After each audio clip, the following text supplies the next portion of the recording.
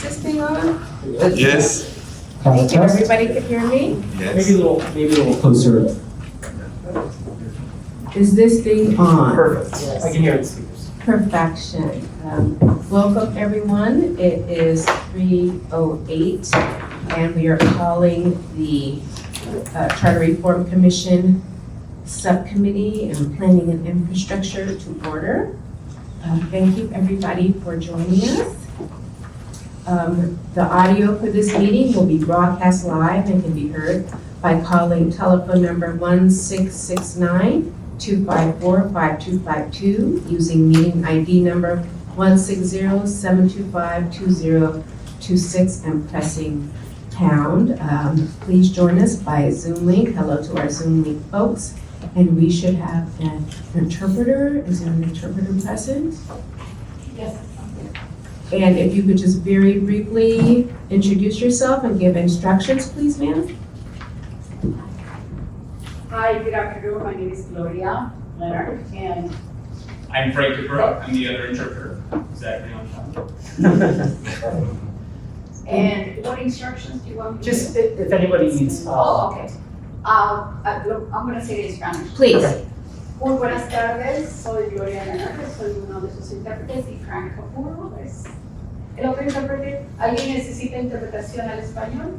Por favor, levante la mano. Thank you so much. Thank you. And we're going to do a roll call. Chair Melinda Murray, present. Martin Schlageter. And Ted Stein. Present. We have a quorum. Now, shall we have public comment? Sure. If you'd like, we can start with public comment, and I'll do in person and virtual. Thank you, and I will turn it over to our Executive Director, Justin Ramirez. Thank you so much, Madam Chair. Alrighty, folks, for those who have signed up for public comment, no one has signed up for public comment in the room. So for those of you who are online and would like to give public comment, please do so by raising your hand. This is a 2-item agenda, which means that plus general public comment for a maximum of 3 minutes of public comment. I'll ask you how long you would like after I say your name and unmute you. Please let me know how long you would like for public comment, and I will also give you a 30-second warning for the conclusion of your public comment.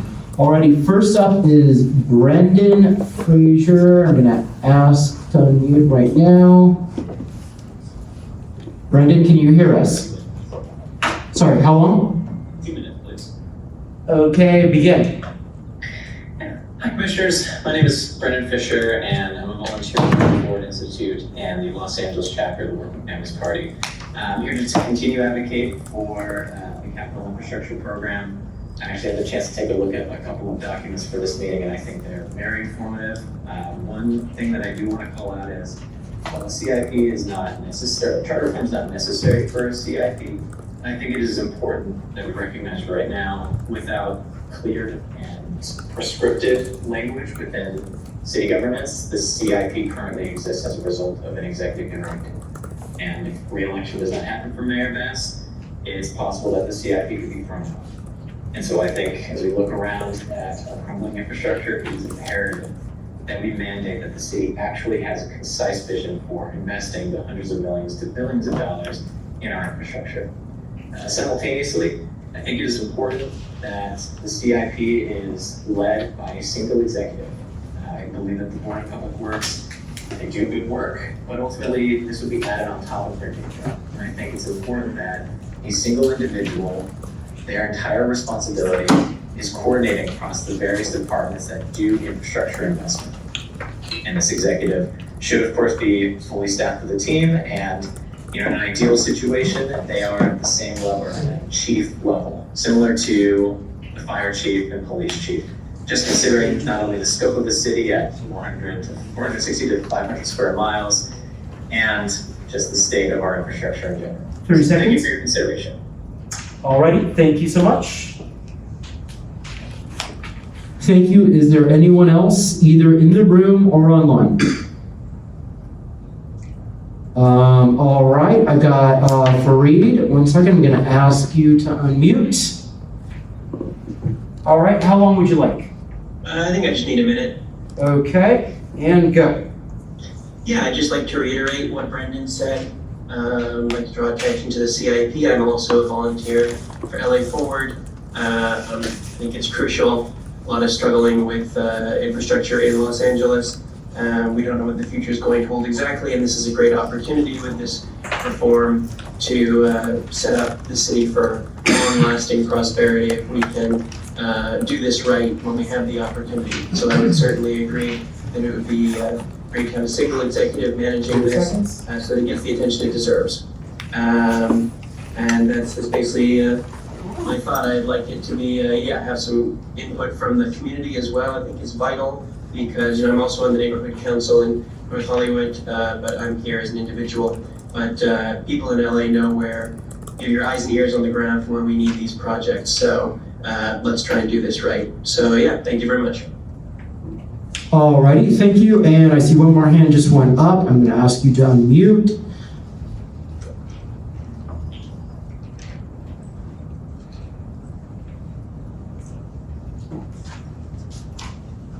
Why he's not unmuting? Let's see if I can unmute myself. I cannot.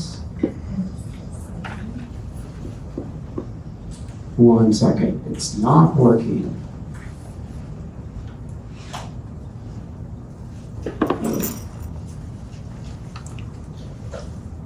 Rob, can you see that I've asked you to unmute?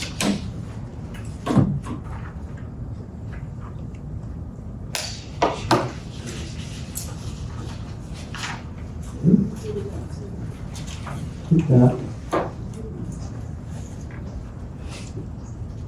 Rob,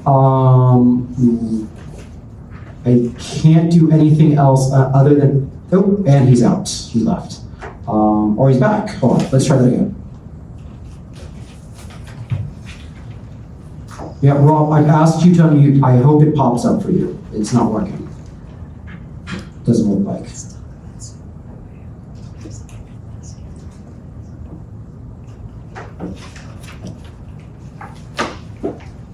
While you're doing that, Executive Director, Sure. we have one more administrative task we perform, and that is approval of the meeting minutes of our November 18, 2025. Have all the commissioners had a chance to review the minutes? And if so, if someone... So moved. I can second, but I'd like to make an amendment. Please. Sorry, didn't mean to go too quickly. That's No, okay. I'm not sure the timing necessary, but among the three of us, we'll get this handled. Sure. So I spoke about this at our commission meeting, so I just, for the sake of consistency, item A in the minutes, item number 1, reference number, letter A, it speaks specifically because it uses the title of that item to a 5-member board of neighborhood appeals, but our action was intentionally to keep that more flexible. So I just like, for the sake of clarity and the ability to be flexible, just to strike the language with a 5-member board of neighborhood appeals, recognizing it just references the title, so no real change, but would ensure that folks understand that our intent wasn't limited by that. And with that, I would second it. Thank Ask for you. approval. Commissioner Stein, you accept a friendly amendment? amendment. Thank you. Without any opposition, motion carries. The minutes have been approved. Thank you. And now back to our executive director. Have we been able to Sure, hold on, let me see. re-engage with our, It's just this last speaker, I asked him to try to leave the meeting and come back in. Don't know if he saw the message. Oh, there's a second one. Let's see if that works. great. Hold on one second.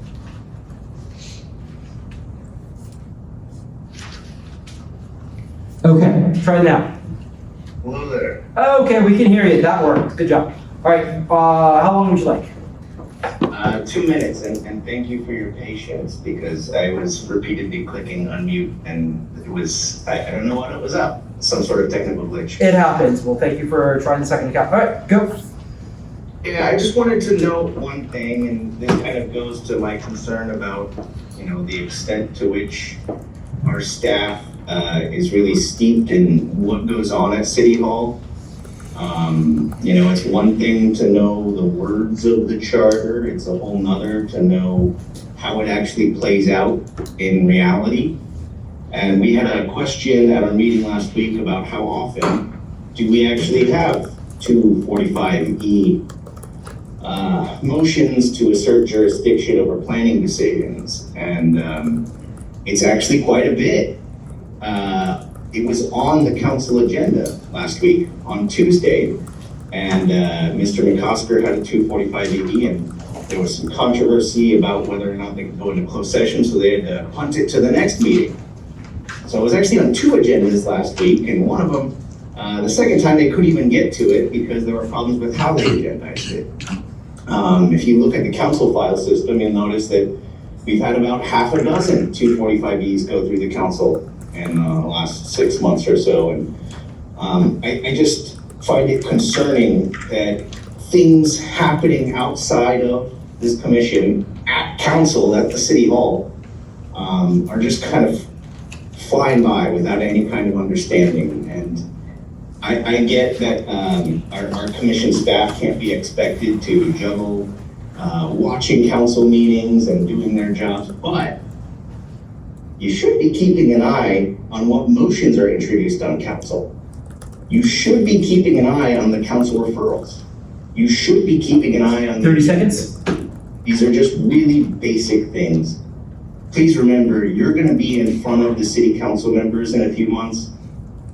And if you don't have the credibility to advocate for this report, for this commission's recommendations, you're really doing us and the whole entire city a terrible. Thank you, and time's up. Alrighty. And did we get the name of that person? That was roll call.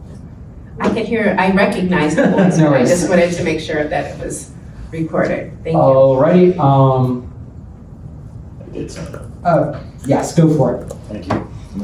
How long? 2 minutes, if I may. Okay. Or however is the Yeah, next one. go for There we go. Okay. Hello, everyone. Good afternoon, Commissioners. My name is Nicholas Caputo, and I'm the Executive Director of Livable Advance LA, a nonprofit focused on structural governance and infrastructure reform. On item 1, I want to strongly support incorporating the Community Forest Advisory Committee's recommendations into a broader charter-protected infrastructure governance framework. CFAC's work should not live in a silo, nor should any real other significant authority. Real capital plan needs environmental assets, tree canopy, heat mitigation, and public realm standards integrated from the beginning, not appended at the end. The city's own staff materials emphasize that a capital infrastructure plan depends on a unified asset management system and cross-department coordination, something we simply don't have today. On item 2, I encourage this commission to advance structural charter amendments that give Los Angeles a modern infrastructure governance system. The staff report makes clear that our infrastructure responsibilities are fragmented across bureaus that don't share data systems, timelines, or budget structures. One of the biggest complaints I hear from people is that no one knows who exactly does what in Los Angeles. The report also notes that creating a comprehensive CIP is possible today, but without charter-level integration, the system will continue to revert to fragmentation, just people being people. Many cities cited in the report, including San Francisco and our neighbors of Long Beach, have a clearly designated lead agency for capital planning, a financial authority, and an executive coordinator responsible for aligning priorities and delivering annual updates. LA lacks all 3 in a unified form. The consequences are visible in every sidewalk repair backlog, every delayed mobility project, and every missed grant window. Charter reform is the opportunity to fix this. We can establish a single lead entity for capital planning, require standardized data and reporting, and mandate recurring multi-year capital investments and updates. These align with widely supported reforms calling for integrated planning, housing, and public works functions, and for recurring charter-protected capital improvement plan tied directly to land use, mobility, and growth. Finally, this commission should consider codifying the long-term capital planning across the process initiated under ED9, so implementation does not rise and fall with administrative turnover. Long-term infrastructure delivery requires long-term governance. Thank you for your work in considering these structural reforms to help Los Angeles finally plan, build, and maintain for the city our residents deserve, and honestly thinking more than 1 year ahead at a time. We should be thinking in 5-year increments, 2-year increments, and even 25-year increments. Thank you. All right, thank you. Madam Chair, that concludes public comment. Okay, and do we have any neighborhood council comment or community impact statements? Hearing none, let's get on with the presentation, shall we? Sure. Thank you, Madam Chair. Item 1 is a presentation on potential charter-related recommendations from the Community Forest Advisory Committee, CFAC. And they are taking their seats. I'll let them introduce themselves. And also, you look at there's a chart that I'm going to be referring to, and you might want to look at that while I'm talking. Thank you. This is the president of CFAC, Joanne D'Antonio, and I am the vice chair of CFAC. My name is Adele Slaughter. Welcome. Hi, thank you. I won't be able to talk as fast as that guy. Neither can the rest. Nobody can, thank you. I'm speaking on behalf of CFAC, the Community Forest Advisory Committee. CFAC represents the mayor and the Los Angeles 15 council districts. Our mission is to protect, enhance, and manage the urban community forest. In 1993, CFAC was formed as an advisory body to act as advocates for the urban forest. After 3 decades of working within the LA city structure, CFAC offers this feedback to charter reform. We are at a critical juncture, and without significant reform, we risk stagnation or failure. We believe that our problems are systemic and due to the many departments that work in isolation. By addressing this, charter reform could facilitate much needed change at historic levels. City leaders talk about the need for a healthy environment and recognize trees and the urban forest provide a variety of important benefits for our environment, our health and well-being. Still, Los Angeles does not have a unified vision for trees. We take trees for granted. Sorry, I just lost my place. In fact, based on our current practices, billboards, bike racks, sidewalks, street widening, telephone poles, and transformers take priority over trees on our city streets. Our governing bodies famously write plans and ask for report backs, yet very little changes. In 2015, the city released the Plan for a Healthy Los Angeles, focusing on health and environmental justice. More recently, the county developed a community health equity improvement plan to address health disparities. Additionally, a county initiative, the Green Zones Ordinance, aims to improve air quality. The Green New Deal, by Mayor Garcetti, was yet another plan with admirable goals to address our climate, but lacked a detailed implementation plan and clear measures to track progress. In fact, our tree canopy is shrinking. In 2025, Los Angeles County tree canopy was 18%, while the city is around and arguably 20%, I think it's less. But this is deceptive because communities in South Los Angeles often average around 13% tree canopy, with some communities dropping 5 and even 2% shade cover. A significant portion, around 20% of the city's entire tree canopy, is concentrated in a few lightly populated census blocks, while the vast population lack significant cooling shade. Los Angeles is behind most major cities in the world. For example, Long Beach has a tree canopy of 25%, and we don't want to become like San Francisco, which has a tree canopy of 12 to 14%.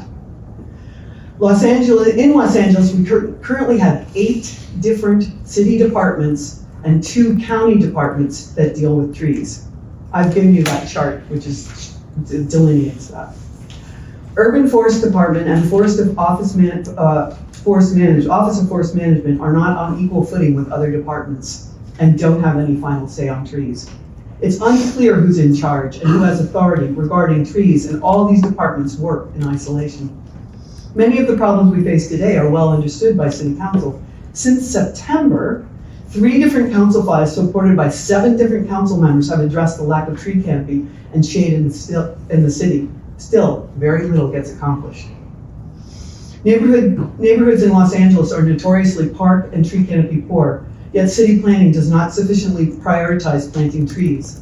Los Angeles has scientifically developed guidelines in biodiversity and sustainability, but no one is empowered to require various city agencies to implement them. Too often, trees are not planted due to spacing guidelines. In fact, spacing ordinances from different departments conflict with one another. Since no entity is solely responsible for ensuring that street trees are planted, in new developments, trees are not planted even when there's adequate space available. Based on the street tree inventory, currently we have 230,000 empty street walls that don't get planted. Additionally, healthy street trees are removed due to the placement of utilities. For example, DWP transformers on new projects often require the clearance of multiple trees and the sidewalk area remains tree-free. There's a lack of communication between departments. To obtain a tree permit in LA, a developer may visit city planning or urban forestry or the Bureau of Engineering. On large development projects, the process can involve several of the 10 or more city departments required for clearances. Ultimately, Los Angeles relies heavily on private property trees for its tree canopy, but does not enforce a requirement that every single family home plant a tree in their front yard. Today, property owners often pave over entire yards, not to mention the plastic grass they put in. So how can we effectively address LA's tree canopy and our biodiversity crisis with a jumble of bureaucratic departments, each independently implementing tree policies with little understanding or regard for the reasons we need to coexist with songbirds and butterflies, bats, native bees, and other wildlife? Rick Cole recently said to the commission, we need to begin with the end in mind. At CFAC, the end we have in mind is an immediate short-term solution combined with long-term strategy to transform LA from reacting to deficits to creating a livable, beautiful city that supports our global biodiversity hotspot. We need a unified vision for our urban canopy. The city could reduce waste, both financially and operationally, if the Office of Forest Management could have the authority to lead across all city agencies implementing long-term plan and creating financially feasible commitment to an urban forest concept. That ensures success beyond short-term political cycles. The newly configured Office of Forest Management, which if you look up on here, the two little boxes on the right are the new positions we're suggesting that I'm going to talk about. They could right some of the wrongs by streamlining repetitive city services, putting trees on an equal footing with development. We need experts who are backed by science and who have political clout to effect real change. Los Angeles could hire an urban ecologist to head up the Office of Forest Management as a chief forester. This person will implement a plan that focuses on a holistic approach to preserving and planting trees. This position will be an authority to direct agencies responsible for trees. Such an expert must possess the management skills, financial expertise, political influence, and be given the support required to manage the urban forest as complex ecosystems within our city's infrastructure. All tree responsible agencies would report to the chief forester. Additionally, we suggest that an urban biologist, by the way, everybody on staff in trees in our city, they're great people, but they're arborists, and they don't have this scientific background I'm talking about. The urban biologist on staff could manage our ecosystems to things like bioswale, stormwater recapture and filtration, habitat support, pollination. A biologist can design green infrastructure projects that maximize these nature-based services, making the city truly ecologically functional and saving money. A note about the chart. The chart we've included might make the web of agencies appear more organized than they actually are in practice. Each department does what they see fit. Each department reacts to a problem rather than solving it. Our plan, Office of Forest Management at the top would supervise all the different agencies dealing with trees, and the Office of Forest Management would expand from a two-person team to a team of individuals with scientific, managerial, and political expertise to effect real change. And one last note, this morning we got the support of the Los Angeles Neighborhood Council of Sustainability Alliance for our proposal. So, thank you, thanks for listening, and thanks for having me here. Do you have any comments? Do you have any comments? No comments except that. She can answer questions. I can answer questions. This idea of a tree czar actually came with CFAC 33 years ago, and it devolved to the City Forest Office in 2019, and they could not find the right person to head it, probably because of the salary that they were offering. And they hired the current city forest officer who has a tree planting background, but not the kind of ecological science background that we're suggesting today. I have a couple of questions, and I'll open it up to my fellow commissioners. One, as it currently stands, are the responsibilities under the Board of Public Works, or is there any person who is in charge of any of this, or any Okay, entity, I The City should Forest say? Office used to be in the Board of Public Works. The City Council moved the City Forest Office to the Planning Department, I think for budgetary reasons. And so now they live in the two people. The city planning. Live in city planning. And Board of Public Works right now only hears cases for tree removals for more than 2 trees. So if you want to remove more than 2 street trees, or you want to remove more than 2 protected trees from private property, you have to go to the Board of Public Works for a hearing, that they schedule it, and that's their only function regarding trees. And I have another question, I'm sure this is on everybody's mind with our current drought situation. Can you just comment on that? I know I grew up in a different era on the street where, yes, there was a tree in front of everyone's home. I don't think And that's also in South Central Los Angeles, as you all know, there were all these beautiful palm trees, and if you drive down the 10 freeway or 110 freeway, you see all the beautiful palm trees, some of them that are kind of limping over, and they're not providing shade, but they're part of the tapestry of Los Angeles. So can you just comment on the drought and how that's going to affect Well, I'll everything? address the palms first. They were all planted for the 1932 Olympics, and they were to attract tourists. They really weren't to provide any other ecosystem services. I don't think that word even existed back then. As far as the drought, trees actually give off moisture, and they provide more water benefits than they use up. And once a tree is past a certain age, it actually exists mostly on groundwater. You would only have to water a tree when things get really bad in the summer heat, more like August, September. You would need to water maybe once a month. So trees are really minimal water users, even the non-native ones, although the native ones, except some of the riparian trees, use little water, very little water. So it's not really a water issue, it's more of a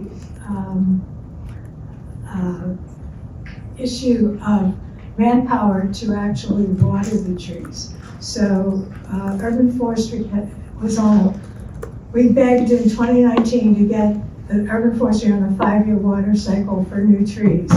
And this year, because of the budget cuts, they had to reduce it to 3 years. So now we're scrambling to see if Shine LA or neighborhood councils can water those new trees so they don't die, because 3 years of watering wasn't deemed enough, that many trees still need more water. I want to also answer a little bit to that.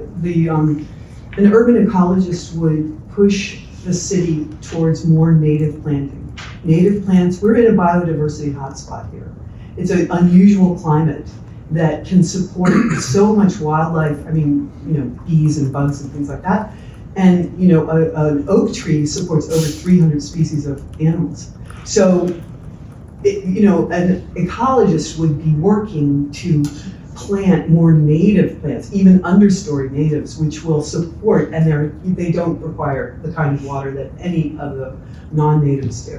So that. I could just add, with all due respect to urban forestry, whom we do get along with, a lot of the tree sites are too small for planting oak trees. So we actually need to be able to enlarge tree wells and parkways to accommodate larger trees to get the shade that we're looking for. Okay, thank you. I'm going to open it up to my fellow commissioners if you have any questions. If I might, and I think, I understand we're gonna have others from the Department of Public Works here with us, so I'll reserve some of my comments around this. But I did want to just probe the view of CFAC on the Office of Forest Management. You've mentioned a number of objectives, including skills like urban ecologist, urban biologist, but also coordinating and policy making. And so we do have a forest management officer. I don't remember the title exactly, but City forester. city Forest officer. City forest she's the officer, thank you. coordinator. She's And so, given the breadth of expertise and work that you have there, I don't know that any one individual, can accomplish that. So, taking it out of an individual, what sort of structural obstacles has there been for the chief forest officer to be able to, coordinate among these various agencies? Well, she deals with them individually.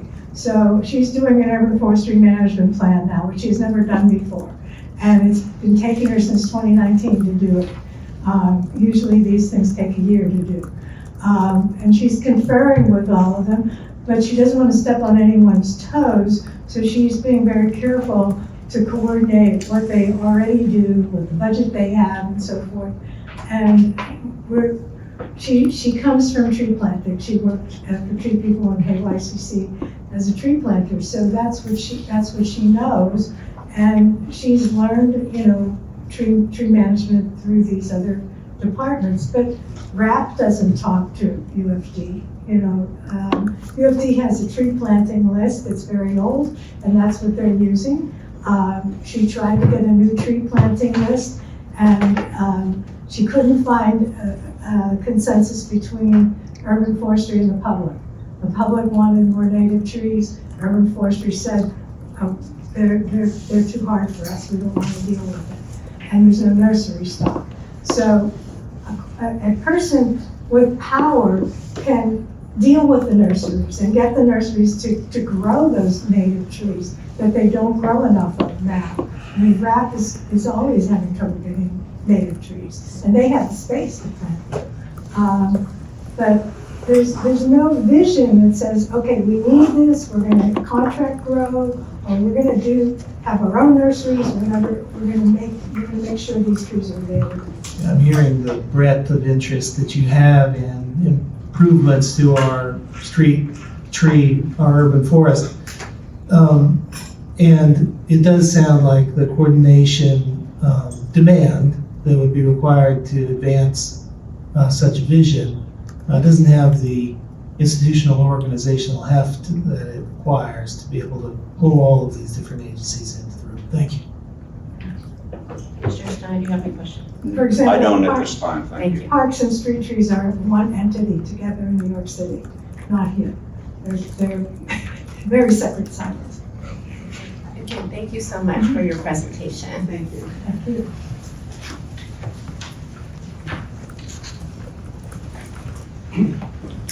Next up, we have Thank you, Madam Chair. Item 2, discussion relative to potential infrastructure-related charter amendments, including but not limited to issues related to the current city charter provisions and related policies governing the planning, delivery, and oversight of Los Angeles' physical infrastructure, a capital improvement program, land use decision-making structure and governance, and possible actions regarding related report backs, requests, and related matters. Today, we have with us the Bureau of Street Services, Bureau of Street Lighting, Bureau of Engineering, and the Department of Transportation. I believe we're going to start off with a quick presentation by the Bureau of Street Lighting. Street services. Or Street Services. Sorry, Street Services. Sorry. Just kidding. Bureau of Street here with us today. We're getting used to all the acronyms, Yes. BSL, BSS, so thank you so much.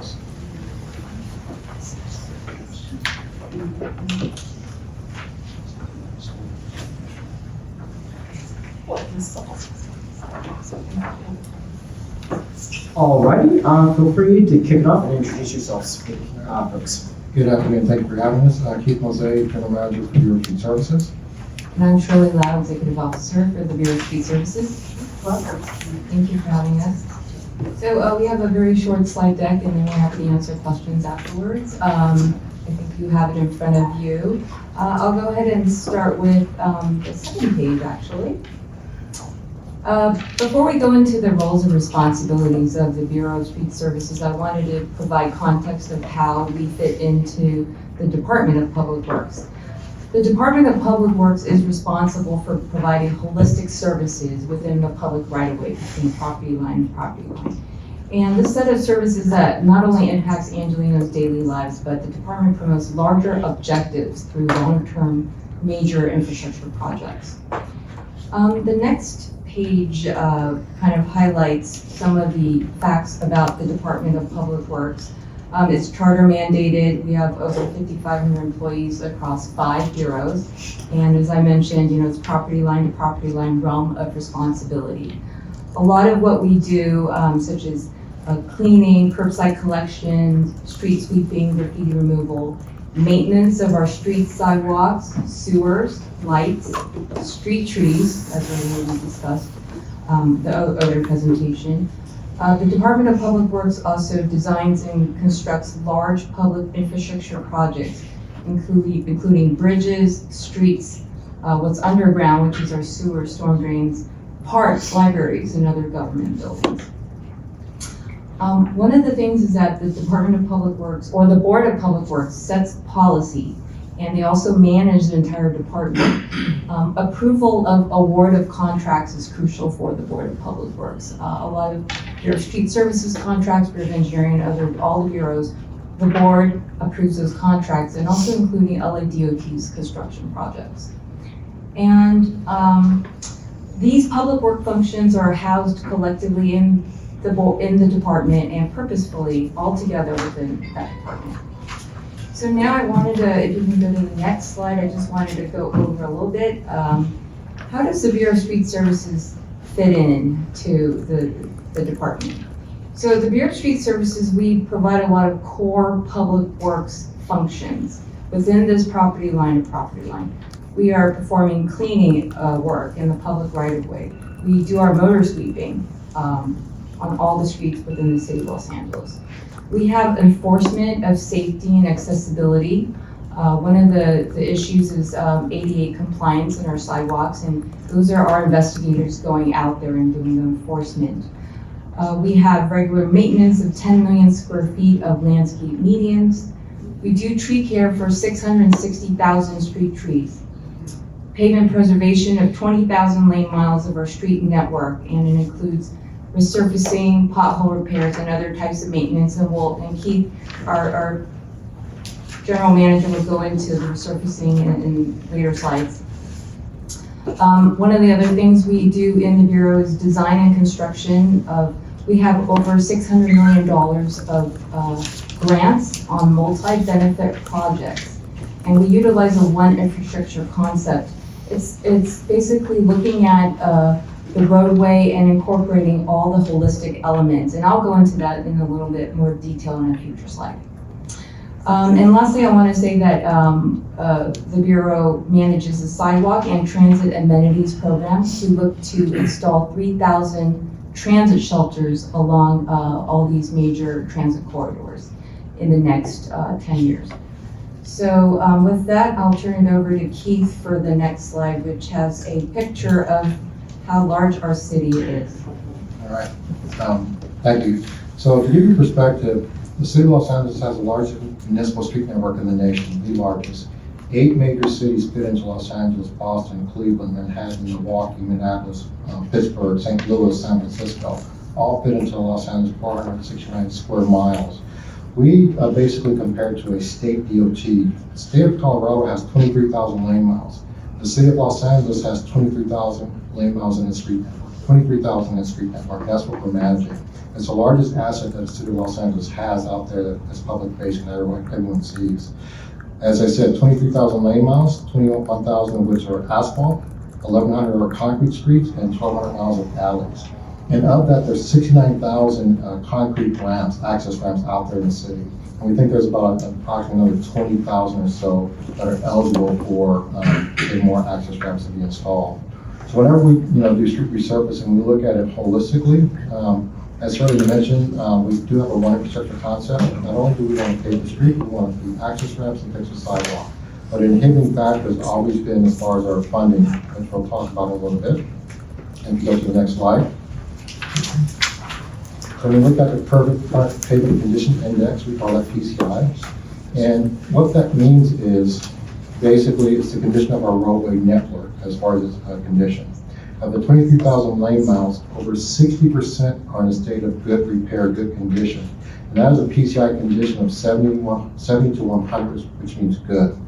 And of that, 19% are in fair condition, which is a PCI of 56 to 70, and the rest are 0 to 55, which is in poor condition.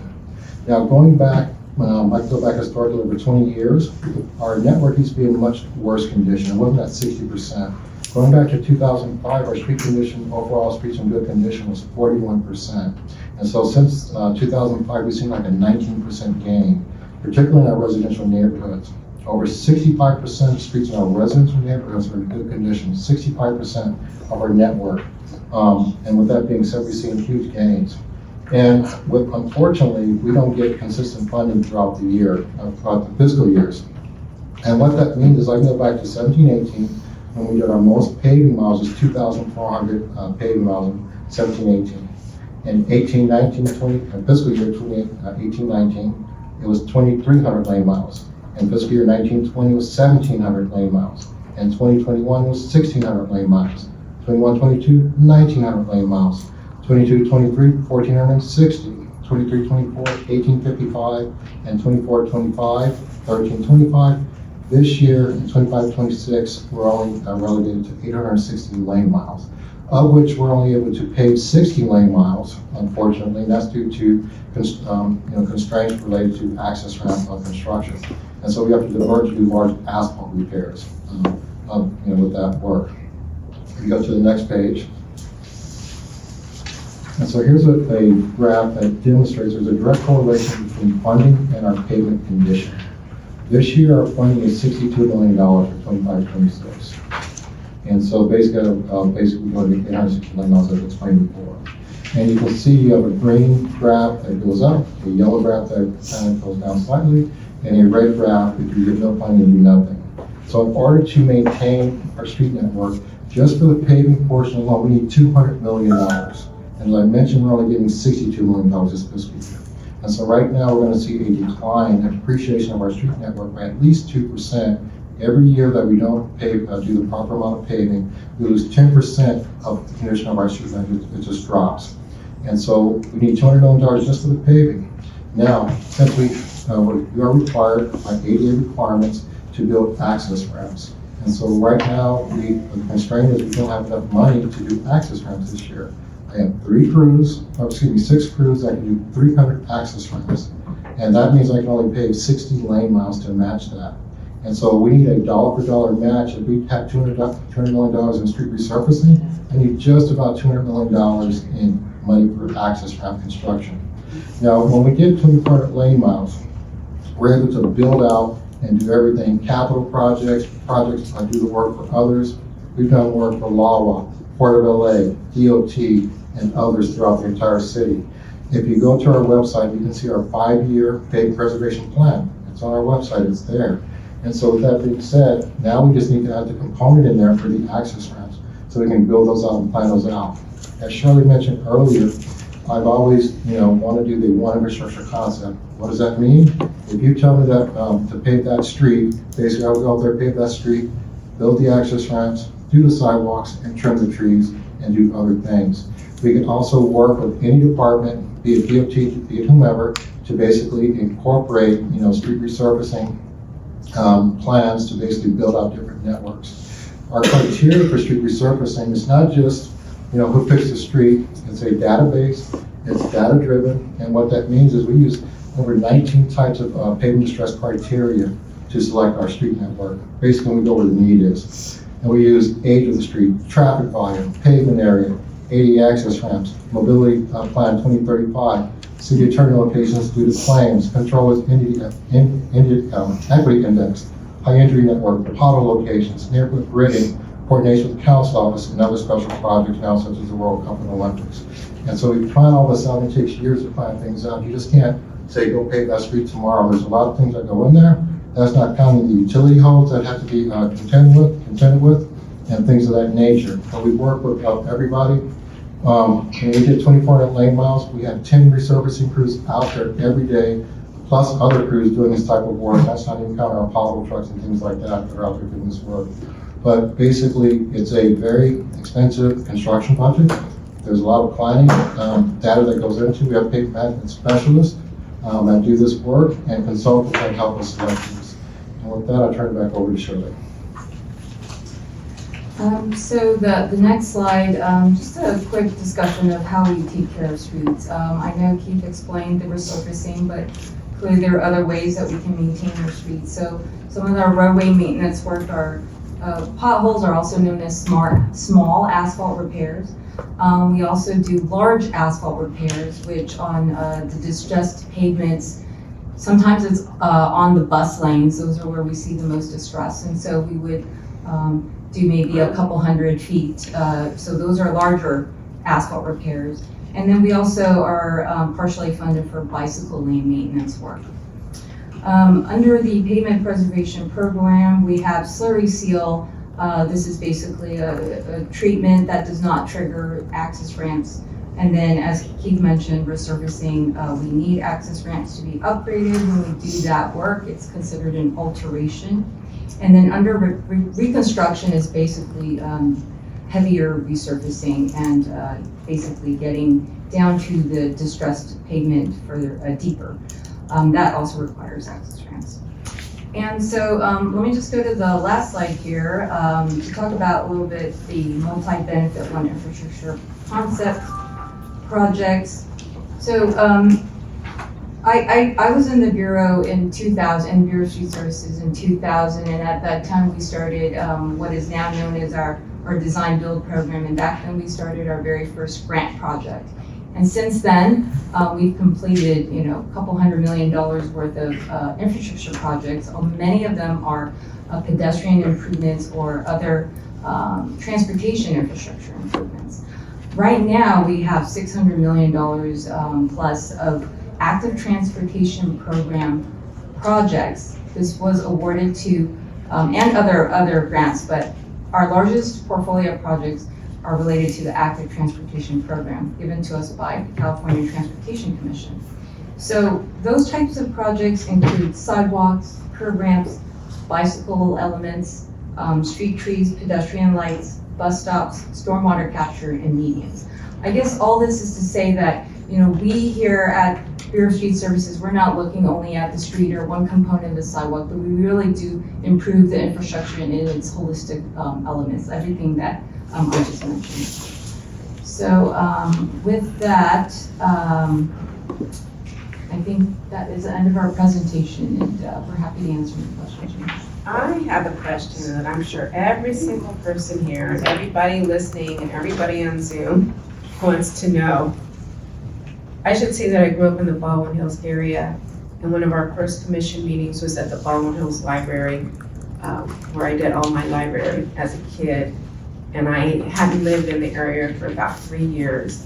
I'm driving down La Brea, and it was just like bumpy, bumpy, bumpy, bumpy. Who do I call to complain or to get the pothole fixed? Let's say I live in the Baldwin Hills area. How do I get my pothole fixed? I'll say the buck stops with me. You can call me directly, but you can also call 311. And so basically from that, we'll respond within, say, at least we had a 3-day turnaround. Right now, 5 to 10 days, we'll turn around and go make that repair. You can email us at our website, dsm.city.org.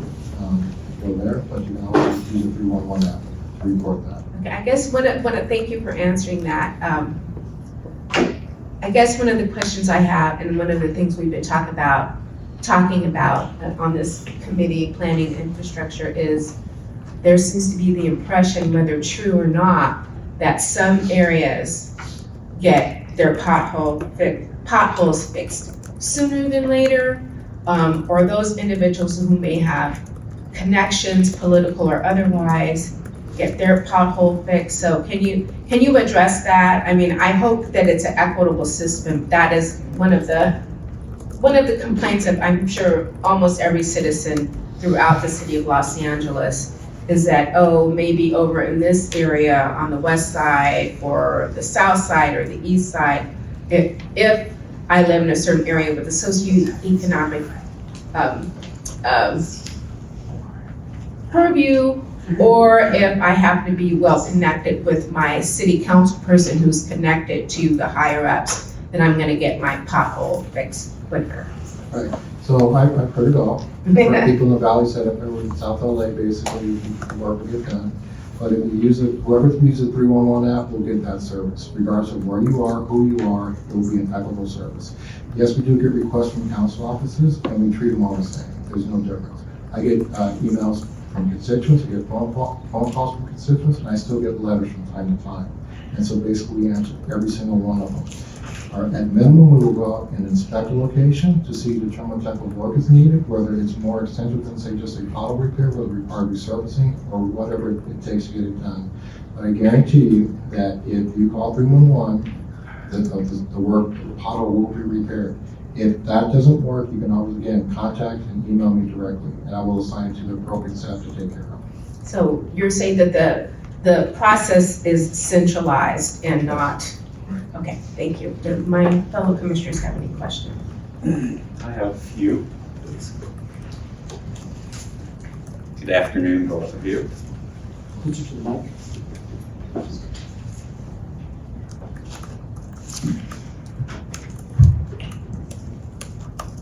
Infrastructure, because my wife used to be on the Board of Public Works, has always been of interest to me. And the number of tires that I've had to replace and rims on my cars is also another reason that I'm interested in potholes.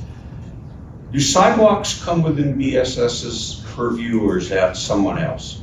So yes and no. And the reason why I say there's yes and no, the Bureau of Engineering manages the sidewalk repair program as it relates to Willet's cases, things like that.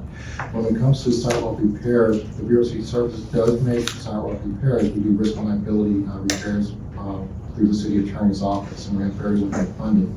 In past years, the Bureau of Street Services did fix sidewalks exclusively, including 50/50 repairs, where if a homeowner pays, pays 50%, the city will basically back that. We did that program as well. And so basically that changed over the years, and we lost funding as far as the Bureau of Street Services did for sidewalk type repairs. And so currently we're not funded, but basically the litigation does get attributed to Bureau of Street Services. We have put in a budget package for approximately $20 million, say for 10 crews to basically address, say 311 backlog, sidewalk type repair request. Even if we get a sidewalk request that say we're not, for whatever reason, if I get that email, I will assign staff to go look at it. If it's something that is of a dangerous condition, we will make that repair, just depending on the situation. But overall, Whether it's a public tree that's caused it, or just in general, if there's a damage to the sidewalk, it's a dangerous condition to look at it. if it's considered an immediate hazard, towards that the sidewalks collapse, for instance, things like that, and we know we need to make some type of repair. But right now, as far as when it comes to actual funding, we are not funded to say a full-scale sidewalk repair program. We're not any monies for that. Speaking of the 50/50 program, has anybody looked at if there's a correlation for where you've gone out and repaired a sidewalk and the number of trip and falls and other injuries that the city of Los Angeles gets to pay because you don't have the money to go out and fix that sidewalk? Has there ever been any type of study on that could be presented to the council to determine that we can't kick this can down the road that much further and we need to do something? Well, we've submitted for the past 2 fiscal years a budget package just for that. I look at it, if we make repairs, if you invest $20 million, that will overall reduce risk and liability citywide, because basically we're addressing operated sidewalks throughout the city. So, but is there a quantification of if you make $20 million worth of repairs, you've seen the amount of city liability has decreased or not? So and by how much? I'd have to defer that to the city attorney to make that notation, because they do track these litigation. In 2003, the city did an infrastructure report card. And in 2010 and 2011, and to my fellow commissioners, the only reason that I have it and you don't is because I'm a pest. And I kept after, just, you didn't have to nod your head, that was different. And you too. So I was looking at the comparison. And like for sidewalks, in 2003, we were a D+. In 2010 and 11, we were a D+. Did we spend enough just to maintain a D+ grade, or did we do very little and the grade just stayed where it was? I'm trying to figure out how much money the various bureaus need in order to try to reach the B-, B categories that they're looking for in most of these different areas. I haven't seen that study or done a study on that, but basically I can say that all infrastructure depreciates over time, basically starts to fail. The best day of a sidewalk, pavement side is the first day you put it in. After that, it's downhill from there. And so when infrastructure is built, a lot of times investment is not made in maintenance.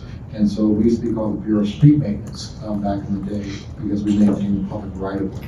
And so when that report card was done, that was in 2000 when we were, street services was funded to do sidewalks, and we probably just maintained the status quo, unfortunately. But since then, the money's gone to sidewalk repair, about $35 million for access type of repair requests. And without having to do a study, there's thousands of miles of sidewalk that are failed that we know that need to be repaired. And so I agree with you that basically, we need to do something. And I've, like I said, since I've been director, I've been asking for monies for access ramps, for sidewalks, for more street paving, and even dealing with, let's say, the tree issues and things like that. So I'd say a lot of money is needed just to rehabilitate sidewalks and other parts of the infrastructure. But it seems like, let me rephrase that. Obviously, everyone knows that money is a very large component of trying to improve our infrastructure. Are there other things that could be done, in either of your opinions, for merging departments, where there's duplication of time, duplication of efforts, and duplication of expenses, that could also be part of a revision to the charter? Because one of our roles is to make the government more efficient. Has there been any thought, and I'm sure there has, I don't mean it in an insulting way at all, but what is the thought of what other things that can be done structurally in order to make the departments work more efficiently with, unfortunately, limited resources? All right, so infrastructure of the public right of way is typically in the Department of Public Works in general, and that encompasses the 5 bureaus, street lighting, tree services, Bureau of Engineering in particular. But I haven't put enough thought into I'll say, answer that in a satisfactory way. But I'm sure there are, there's multiple ways that you can think about things, to do things, to improve things, to make things better. How many miles have been repaved or reconstructed or slurried, which is the easy way out, within the last 2 years? How does that compare to what was done before that? And I know there's a chart on that here. I just like a little amplification on it if I could. So we've, since 23, 24, 24, 25, we've done about 3,100 miles of paving preservation, approximately, that we've done. And that's broken down between what is slurry, what is reconstruction, and I can refine that even further, yes.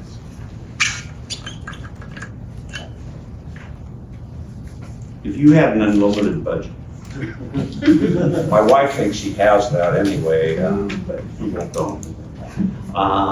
If you had an unlimited budget, how much would you need to see street services budget increase? Because I mean, in the 2003 report, it talked about that they were short, I have it written down here somewhere, $9.5 billion. And then if a lot of work wasn't done, that would grow to about 20 billion if you just took the inflation of it. And this doesn't include public buildings, from what I understand, which doesn't come within street services, but comes within the purview of one of the departments. But how much money would you need in order to, over a 10-year period, because in one of these reports, it gave us a number, the 2025, how much would be needed. We're now in 2025, and it doesn't seem like there's been a lot of improvement in the grade of our services, even though it was put out there that, you know, the 10-year plan would work for that. So I'm just trying to see, what does it take? And I'll stop at that, and then I have another question. I can answer for streets. To pave every street in the city of Los Angeles would take approximately $3 to $3.5 billion. And you could, you know, spread that out over 10 years, 20 years, or whatever you want to do. So just for the streets alone, it's $3 to $3.5 billion. And that was going back to, you know, somewhere like about 10, 15 years ago when we did that study. We haven't updated it since. And so with that, if you look at, if you did every tree, you know, every sidewalk, again, you're talking into billions of dollars. And so I can't give you an exact, you know, precise number, but just for streets alone, it's in the $3 billion range. And what is your budget for streets alone? So my budget, what is it, 180, I can't remember the exact number, 180 million? But for pavement preservation, for pavement preservation, it's 62 million this year. Just for that, but our budget's over like almost $200 million. For our BR. And you need $3.5 billion. For streets. Right, I understand that. Yes. Ever thought of a bond initiative? That was, one was floated years ago, but it didn't go through. And has been talked about, I'll say recently. Well, I know Councilperson Buscayano had a bond initiative, and I think the polling was so bad that they just pulled it. That's one. Anybody polled if there's a change in voter sentiment? That I can't speak to. I'm not a politician or a pollster. You're lucky. Do you have any further questions? That'll be it. That's the hook. My chairperson's friendly. Thank you. Commissioner Slatiger. Thank you. Hello, Mr. President, Ms. Lau. Nice to see you. Thanks for being here. Let me just, I have a couple questions. Let me just build off of this funding comment, because one of the things you have done, as Ms. Lau mentioned, is to grow the grants side of the program. Can you just speak a little bit to, well, as context to my questions? We are here looking at the potential for a charter, guided capital investment plan and organizational structure to deliver on those capital investments. And that's what a key focus of what our committee here is looking at. So I'm asking this question to get at the points of need for capital investment planning and coordination in the delivery. One of the things, funding, being so critical as pointed out by the questions led by Commissioner Stein, and by just about every presentation and letter that we've received since starting this process, funding is key. Funding is needed, funding is scarce. You've grown your grants program. Tell me, what sort of coordination does that involve with other bureaus or other city entities? I imagine you're getting a range of grants from transportation to workforce to forestry to broad infrastructure repair grants. So I'm interested in, do you see that coordination working effectively? Are there places for improvement? Right, so our current portfolio we attained over the last, I want to say 4 or 5 years, and that has been in close coordination with, the sister bureaus, such as, street light elements. We work with the Bureau of Street Lighting in order to determine how many pedestrian lights we need in this corridor before we apply to the grant. We also work with the LADOT staff in planning to see what elements, is this project on a Vision Zero network? Is it on a high injury network? One of our largest awarded projects is called Mission Miles Sepulveda. It's an active transportation program project. It was awarded almost $50 million. It's on a high injury network, and we collaborated with LADOT in order to apply for this grant. The fact that it's at Street Services, I think we're the lead, is because at the time we have the staff to apply for the grant, and we had this vision, as Keith mentioned, on a one infrastructure concept, and we wanted to include all these elements, and I think we were successful in that way. It doesn't mean that we didn't speak to anyone in order to push that through, and we did. So I think at this time, we do continue to collaborate across departments and bureaus. I think the issue is that there are many projects, right, that are priority from all the departments and the bureaus. And I think just aligning priorities better would help with delivering, everything that we want to deliver. At least that's from. And are those grant applications initiated by bureaus, or is there a central coordinating component? It sounds like from what you said, you were able to really ramp this up because you had staff specifically able to focus on identifying those grants. Is it then up to those staff to basically initiate that coordination, or is there a structure in place that is regularizing that? Right, so as we apply for, or as we consolidate the applications to be submitted as the City of LA's group of projects, we do collaborate throughout the departments and bureaus. So that's like a core group, and then it just happened to be that for us, we're the lead in writing the grants and the submission, and then we actually got funded, and so then we carry out the project. But there is a coordinated effort at the beginning to initiated when you identify something, or initiated by the. I think it's together. Yeah, it's together, a core group. So one of the things that we're asked to look at here is the planning for the right of way, and can that be integrated with other agencies, in particular DOT, right? We recognize that there is overlap in the work that you're doing, and at least in the end product of the work that you're doing. And there's no dispute about the quality of work that Streets LA provides. I'm interested in your view of how effective or efficient the coordination with Department of Transportation has been on planning street reconstruction in particular, or if you find any obstacles to that. And I am looking again, as discussed in the urban forest question, really beyond individuals, but really structurally. So I'll just start. I've been paving streets a long time, and so our coordination with them, basically, we don't need them necessarily to say pick the street as far as the street's going to get resurfaced, paved, things like that. What we coordinate with them is on the striping plan and things like that. It's where we provide our program to them at least a year in advance. Our 5-year plan is out there, and that way they determine what the striping will be for mobility, changing, left-turn pockets, or that may or may not be. And so in that respect, I'll say as an organization institution, we're agnostic.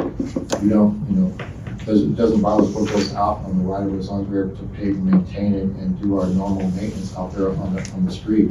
So like I said, I've been working with DOT for 15, 20 years just on this type of coordination effort. As far as we talk about our researching program, we meet, we have our 2400 lane mile meeting where we have DOT and other city departments there talking about the coordination, because in order to pave thousands of miles of streets, basically I need the help of others. I need Bureau of Engineering, I need a survey, I need, there may be conflicts with street lighting, but definitely we need DOE and DOT there, because they're integral parts of that, along with Department of Human Services for equipment and things of that nature. So we coordinate. It may not seem, perfect, but we're talking to, other departments and agencies constantly in order to basically pay these different streets. And also, we, like I said, we put out our street resurfacing plan to our utility companies. We have our 5-year plan that's out there. And on an annual basis, like clockwork, we send out our utility notification work, and it goes to street lighting, DOT, DWP, and organizations like that. So that way they can plan their infrastructure ahead of us, because we don't want to pave the street and have DWP come in and cut the street up, things like that. And so basically, we have projects that are placed on hold by utilities, be it private or be it public utilities. And so basically, there's a massive amount of coordination. I can go through there's a thing called Circle of Life. I call it the Circle of Life. Sorry to get into the weeds. Well, I mean, the coordination is happening, I hear from you, and there are specific components. Yes. Do you find any obstacles that you think we could help with? So I'll say this, there's 40 departments in the city, basically, and each has their own mandate to do their work. And so basically, everybody has their own goals, so to speak, and it can be in conflict, and answer to your question, yes. And so basically, to sync it up is basically ideal, to where basically everybody has the same objective, and not, competing for the same dollars, same resources, things like that. So, yes. And when you run into those conflicts, is it Board of Public Works that helps navigate, the discussion with those other parties? So typically, the best form of communication is general manager with general manager. And basically, we work it out to where if there's a big enough conflict that staff can't work it out, and basically we get on the phone with each other and basically work out the details. Very good.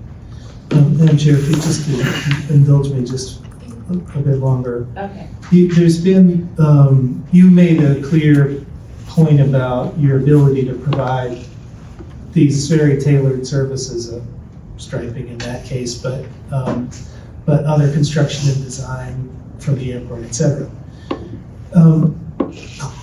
It's clear though that a major component of what Streets LA does is straight out maintenance. A capital investment plan, if you were to structure it, how do you see that incorporating the maintenance needs? And is that different from the way capital investment is currently being planned for? I've always envisioned strategic planning when it comes to maintenance of the infrastructure. And basically, everybody needs to basically put their cards on the table. If you have a particular interest for a particular corridor, then basically you need to involve everybody in the city that has a potential project there. And everybody kind of lays it out. And then strategically, you do a sequence of events on who goes first. And basically, you look for, say, if they have funding, things like that. What's unique about Bureau of Street Services, we do all the work ourselves in-house. We do our own design build, basically we get funding. And so when I say we do the work ourselves, we don't contract this work out. And so when we plan a project, we have to reach out to others. But others, their plans may be theoretical. They may be thinking about a particular project. And so we're able to move at a much faster pace than most departments, organizations, even contractors when it comes to maintenance out there in the right of way. But if, and I've put projects on hold for years, waiting for a DWP, waiting for a planned project for a library, waiting for an improvement, say for a sidewalk widening project. And basically we put that in a queue and basically just wait to do the work out there. As I mentioned before, we have, there was a saying we used to say, in-house that we're the contractor of choice. And what that means is that MTA is called upon us to do work on some of their projects. DOT, Port of LA, LAWA, and others, and even private entities have called on street services to do work out there in the infrastructure. The public right-of-way is basically what we're good at. Everything from curb to curb, property line to property line, it doesn't matter what it is, we can design it, and we can build it, and we can maintain it. And that's just what we do. And as I say, when it comes to the coordination, I always look forward to, let's say, one database, asset management database that everybody can see and view, similar to what's on Navigate LA, PWRS, Public Works Reservation System, that basically you see the work that's out there. And everybody basically comments on basically, hey, I have this project coming up, do you have any interest as far as on basically doing work in there? So I've always envisioned, like, say, a capital program that goes in along those lines. And the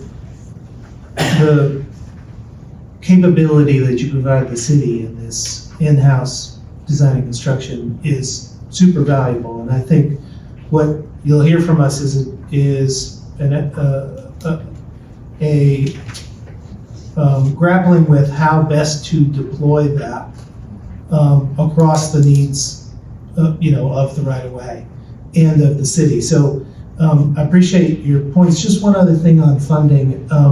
Have you, beyond the idea of bonds, have you identified or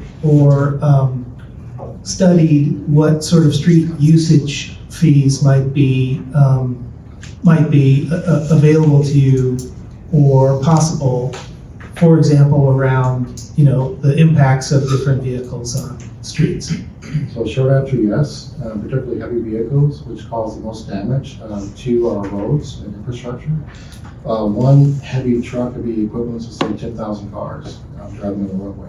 So we have looked at these studies as far as for usage as heavy vehicles come into the city of Los Angeles, and so that's something that we have looked at, and we've, I want to go back to that. It's something that would be very popular, so yes. Yeah. And we have looked at other things. I'll say this.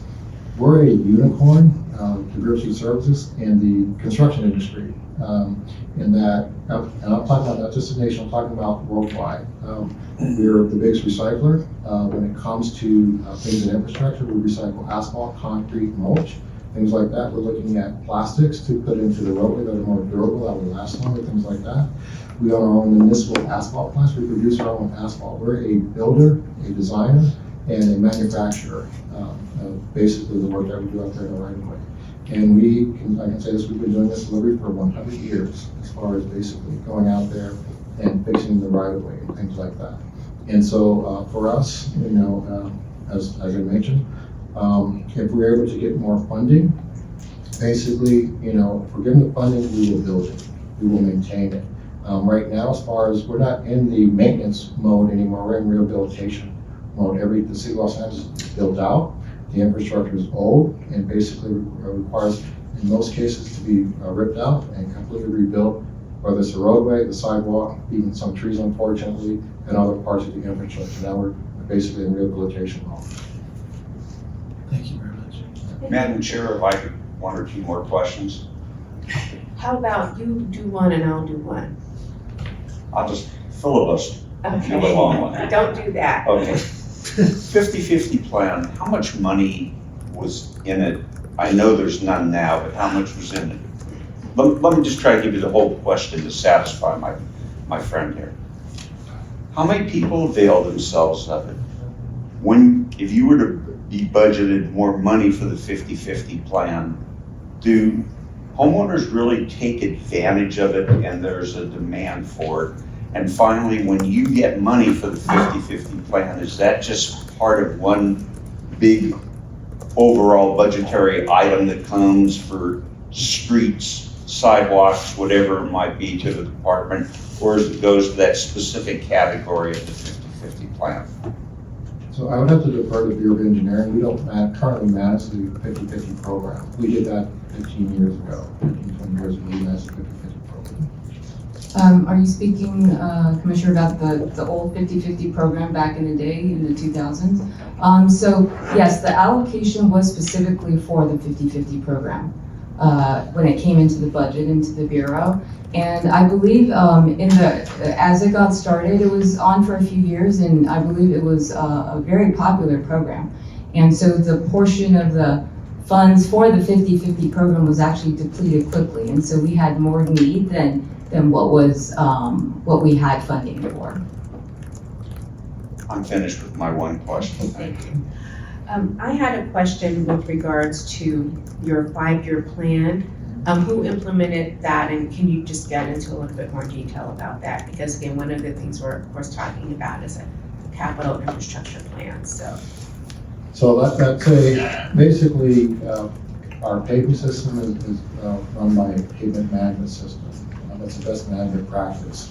And so about 1998, we implemented the pavement management system with a database, and we hired a consultant to do that, to where we basically started using database instead of windshield service and things like that. And so it's been, I'd say 5 years or more. We started doing 5-year plans and more. Part of the street damage restoration fee, we are required by our municipal code to provide at least a 1-year plan to the utilities that I mentioned before. And so we saw that basically as we plan it out further, that basically we're able to, it's easier to get funding, things like that, as far as we have the plan for it. But it's been, I can't remember the exact when we actually started doing it, but it's been like, I'd say 5 years or more, 5 years plus. Thank you. Well, unless anyone has any questions, I want to thank our presenters. Again, this has been very comprehensive, and I want to thank you for all your input.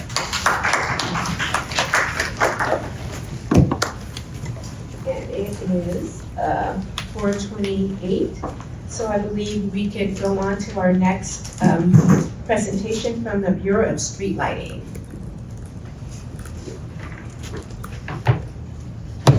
Nobody else on the call. If you could introduce yourself, sir, please. Thank you. Good afternoon, commissioners. My name is Miguel Sandolan. I'm the director of the Bureau of Street Lighting. I have before you a short presentation, but I wanted to kind of frame because you have a very specific question with regards to us, which is, do we fit where we're at, or are there considerations about bringing us into other areas such as Department of Water and Power? There's 3 things I wanted to say up front before I go into this presentation for context.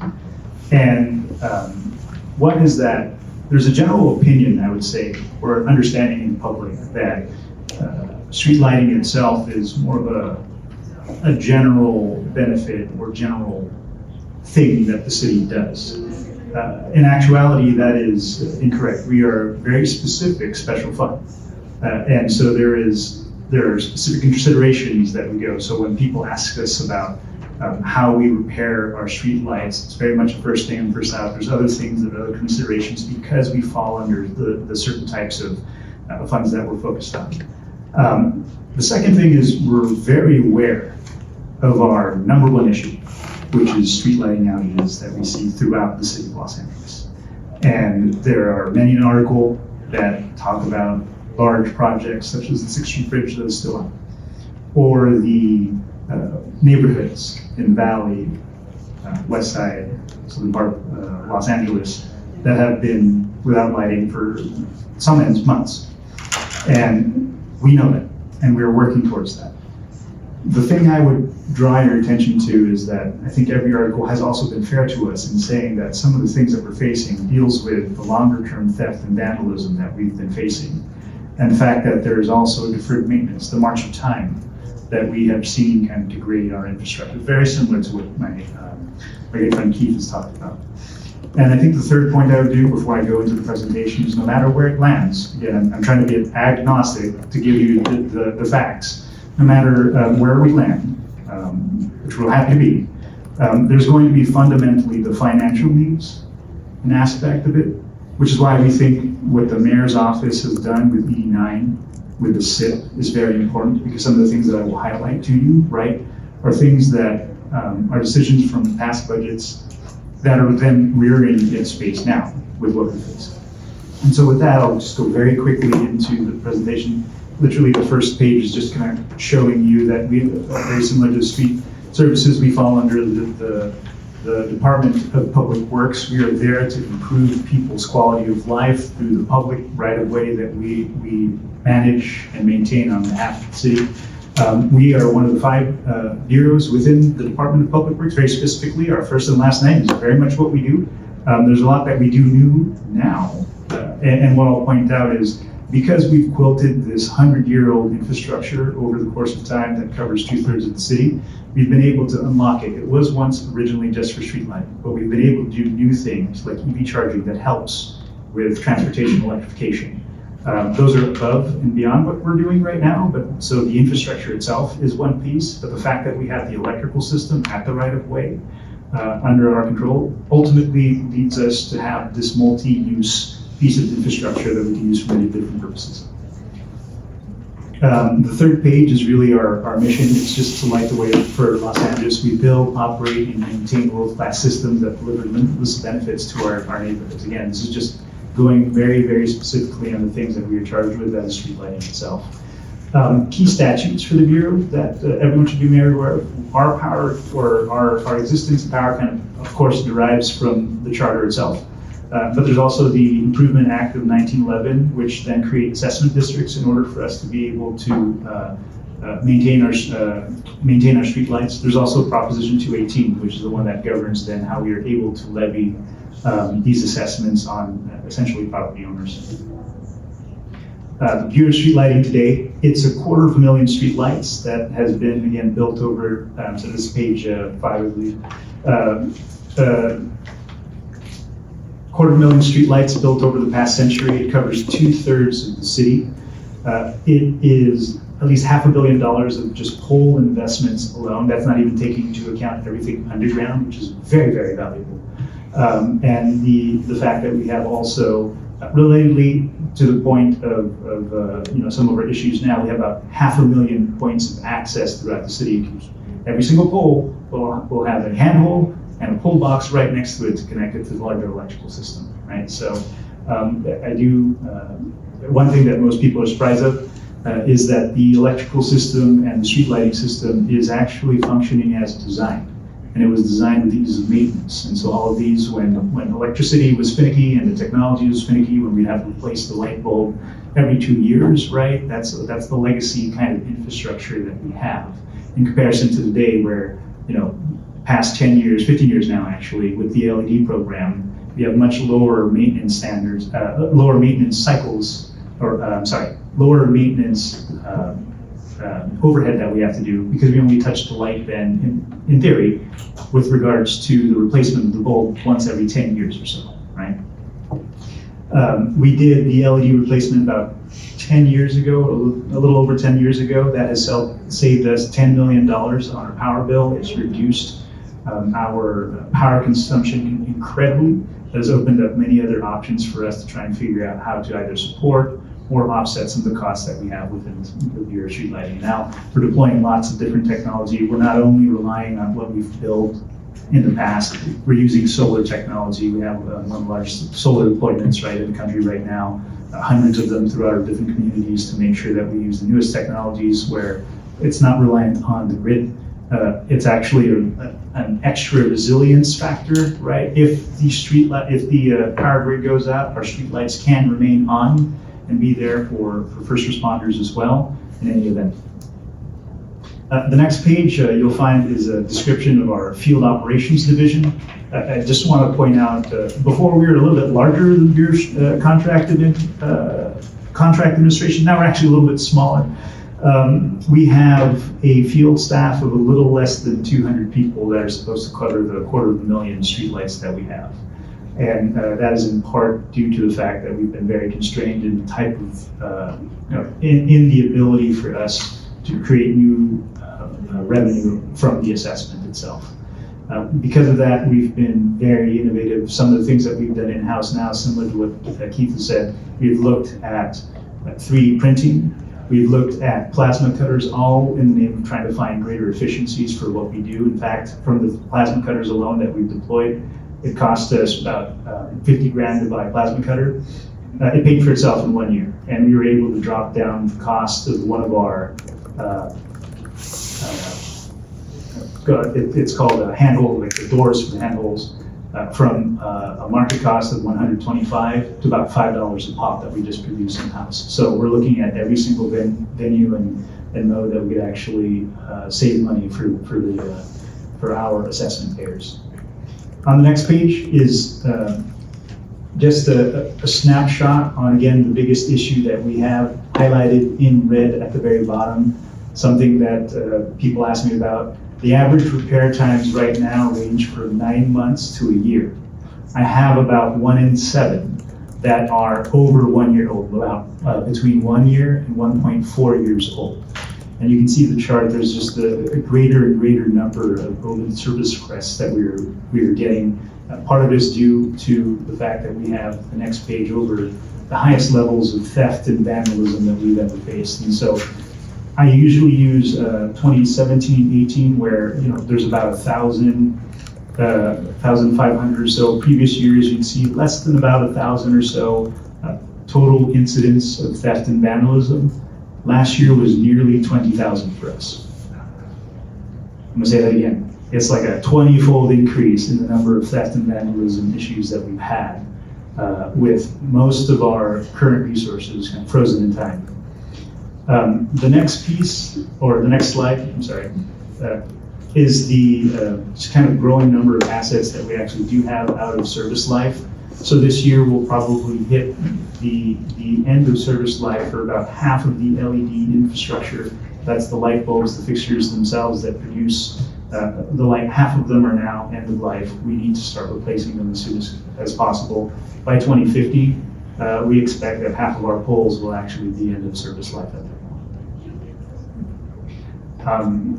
The following page is really the punchline for much of the issues that I've been talking about with regards to the deferred capital improvements or the theft and vandalism. Most of our revenue is frozen in time. 1996, that was the first Jurassic Park, not Dominion, that came out recently. It's been about $45 million annually for us. That is restricted then by Prop 218 and the need for us to then go to ballot in order to right-size any of those things. I'll fast forward to page 12 just to try and save some time here, but page 12 here is a commission report that did an analysis of on our needs assessment. And in 2022, the Bureau had undergone a exercise to essentially make a 10-year operational and fiscal plan. From that, we derived a budget of about $125 million. Just last year, the CAO's office did, using a third party, confirmed essentially 90% of what we said. Their study ultimately said that the Bureau will need over $111 million or so starting now, with increasing costs in future years, right? So 90% of what I'm talking about when it comes to the money part, the CAO itself has actually agreed with what I said. And the next are just a couple of pages. Any of this is all, I can answer them later. We are looking at everything. I just wanted to flip to the very last page, which is 2 pictures that I love showing people. It is our 100-year anniversary on page 17. There's the Miracle Mile and Sherman Way. And what you see there is Keith's handiwork, I guess, the road itself kind of paved. You see some sidewalk, you see a street light, and one of my favorite things on Miracle Mile there, it says, come locate your business here in Miracle Mile. And we take this piece of making sure that this is a livable and inviting community to heart. That was the genesis of when we were created 100 years ago. We took the most dangerous thing at the time, electricity. We took the most innovative thing, the light bulb, and put it where we thought people would go because we thought it would be good for public safety, for commerce, all these things. And it's proven out. I think this is what our contribution is for the city of Los Angeles as well. I'm happy to answer anything that you'd like to ask. Okay, I'll open it up to questions. I'll start with Commissioner LADOT. Thank you, Chair. And thank you, Mr. Simon, for being here. Good to see you. Can I get a better understanding, and forgive me if I missed it, the assessment that the revenue from your assessment is remaining flat? Is that because when it's approved, it is approved at a set amount and doesn't have an escalator, or are there other reasons there? Mostly that 90% of the assessment district falls under was created prior to 218 and does not have any of the necessary escalators or right sizing. So I would have to go through that 218 process in order to right size that. We have not unfortunately done that for the past 30 years. So for new assessments that are made, those are adjusted in a more modern formula. That's correct. Okay. Staying on this assessment question, this is a really functional model. You guys have, as you've indicated, had this operating for some time. I know council has looked at broadening this concept to be more of a, not just a street lighting assessment, but more of like a street usage assessment, which might include a street benefit assessment, which might include repairs or trees, or benches, etc. Right? Do you have views about that, or maybe can you educate us about where that idea has gone or not gone? Is that something, the flexibility to do something like that, is that something that you think the charter could provide greater flexibility to you to enable that? I would have to, I'll answer it two-part. Because when it comes to revenue and the structure of how you would like to proceed or pay for things, I think that's ultimately up to then the mayor and the city council in order to frame what they're going to be putting before the voters. What I would say is that alongside my sister bureaus and departments, there's a lot of the aspects of street amenities that are really that have been forgotten. There's been incredible focus, and rightfully so, on Metro, RM, etc. But the amenities aspect of it is a piece where that would be one where we fall under, right? Or trees and such. And I think would benefit from consideration of how you actually fund those larger things. It speaks to our last presentation and the emphasis needed for ongoing maintenance, and your right. presentation here is really speaking to the growing demand for that maintenance because of theft, but also you spoke to the cycle of bulb replacement even without without theft. So so that kind of ongoing care and maintenance requires a stream of funding, and that's true for all the different amenities. Right, exactly. And I would venture as far as say, because we are assessment based and Public Works itself is incredibly transparent in how we do our business, every dollar for ours is then well accounted for, right? I cannot use it for any other purpose. It must go towards the repair of streetlights itself.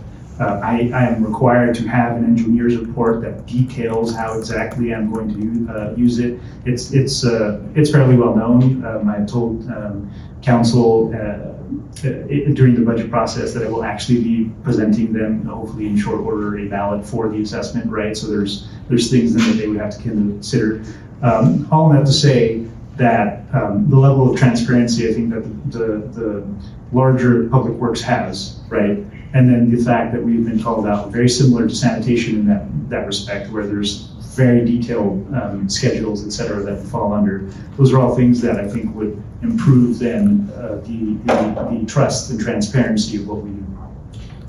Final question, and it comes in the thinking about the right of way and the Public Works as a series of planning, design and construction, operations, and maintenance, and some other things probably in there too, but generally those main blocks. And you're operating across those. We're looking at how do we ensure right-of-way planning is best coordinated, and then are we able to deliver the construction and the maintenance of these assets. You spoke about the infrastructure that enables street lighting, and I'm assuming DOT oversees traffic lighting. Yes. So what's the distinction there that suggests Bureau Streetlights is its own, is its own entity versus making traffic lights and street lights part of a similar, street planning and street construction structure.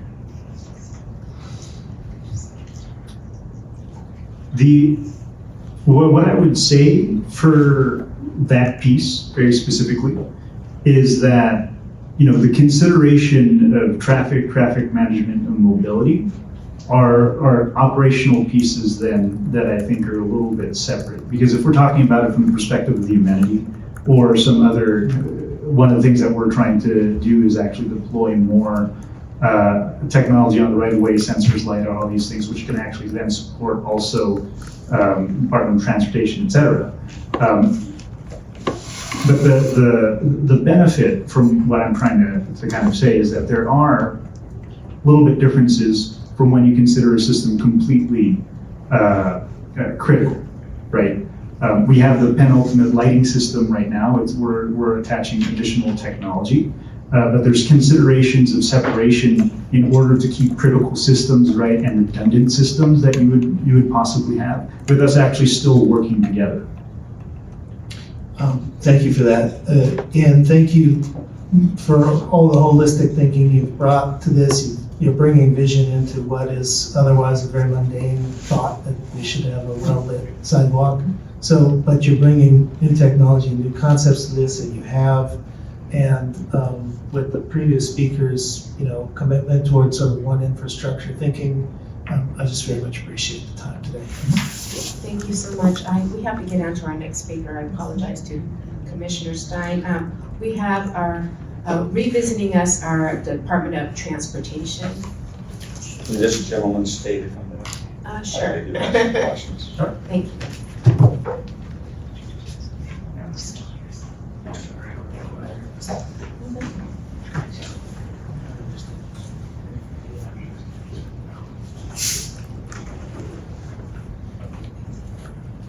Thank you for coming back to us. We were last in Pacoima, California, I believe it was. Thank you.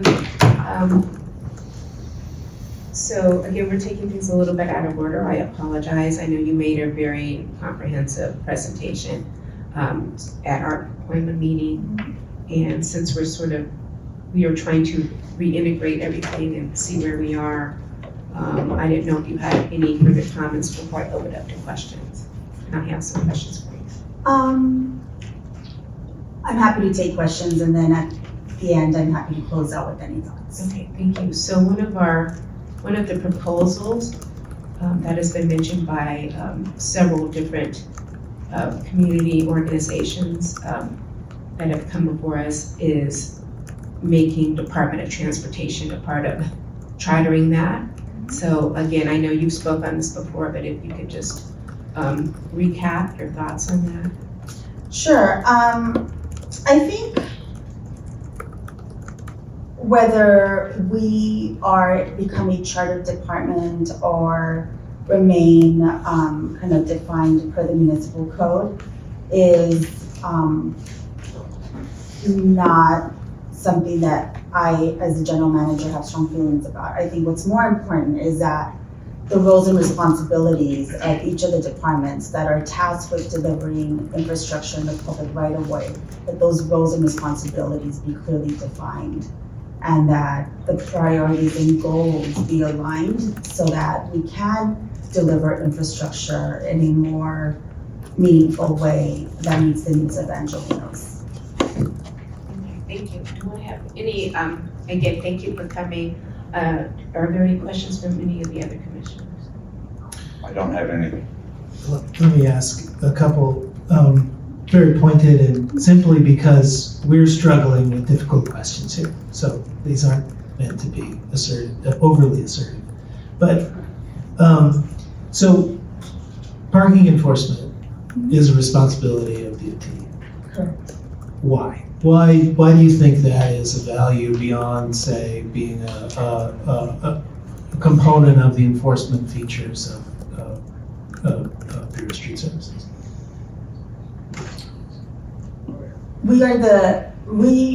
as a transportation department, are, for lack of a better term, the keepers of the transportation right of way, the infrastructure, the management, and the operations. Parking enforcement is one of those key components of enforcing the right of way, particularly limited curb space, ensuring that there's turnover, ensuring that parking rules and laws are abided by. And so as the department that is responsible for mobility, parking is one of the components of that transportation and mobility network. And so from that perspective, parking enforcement as an operational tool, an enforcement tool, resides within DOT, and it makes sense that it resides within DOT. And so similarly, thank you for that. So similarly, and related to my previous outline, we're looking at planning, design, construction, operations, and maintenance. We want, I want to be able to support a full planning coordination across the right of way. In addition to that planning, DOT operates public transit, operates the DASH system. How important do you think having those operations under one roof with planning is? Or is that another element where, planning could succeed even if the operations side were, managed separately?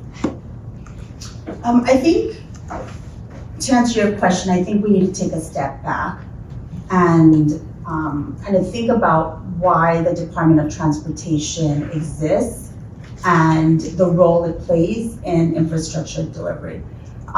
Transportation specifically, because that is what we are responsible for. Public Works delivers and maintains and operates a whole host of other infrastructure improvements that go outside of transportation. For DOT, what we are tasked with is mobility, period. Multimodal mobility. And transit operations is one of those. So as you're planning a transportation network, it works best when it's done from a holistic approach. One where we are looking at not just transit services, but we're looking at street operations, we're looking at pedestrians and their movements, we're looking at bicycle infrastructure, and we're looking at vehicular traffic as well.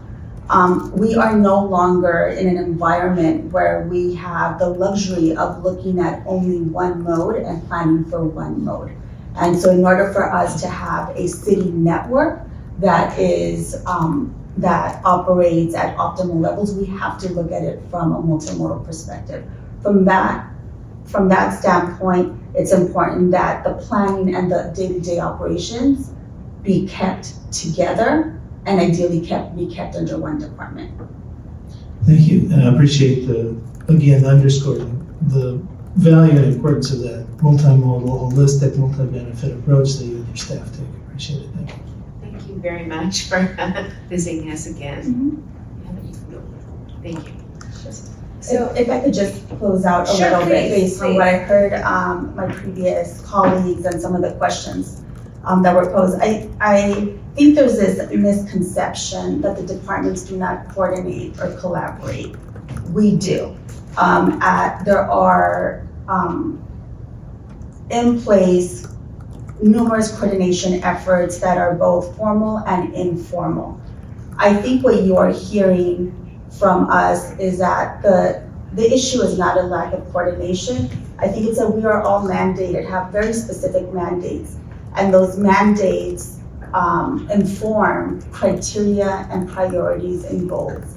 And so I think as you're having your conversations, and I know another piece that you are considering and deliberating on is a CIP, really looking towards a CIP as the one document that can help us align those limited resources and shared goals so that I can continue to deliver mobility projects and infrastructure. BSS can continue to deliver on their mandate. BSS and BOE do the same. And where we are able through the CIP, kind of if you think of it as a Venn diagram, have our independent projects, but still find areas where we overlap and can deliver. In the absence of a comprehensive city infrastructure strategic plan, we are all developing our own work plans, and then depending on that day-to-day collaboration to make sure things are moving. There's room for improvement, but I don't think the improvement lies in dissolving one, absorbing another, or in making sure that we are collaborating more. I think it's making sure that there's a strategic planning document that helps guide and inform those limited resources and how we invest in the city. Thank you very much. Thank you very much. So we'd like to call back to the stage our representative from the Bureau of Street Lighting, and after that, we're going to take a little brief recess. Thank you. So Commissioner Stein, take it away, sir. Thank you.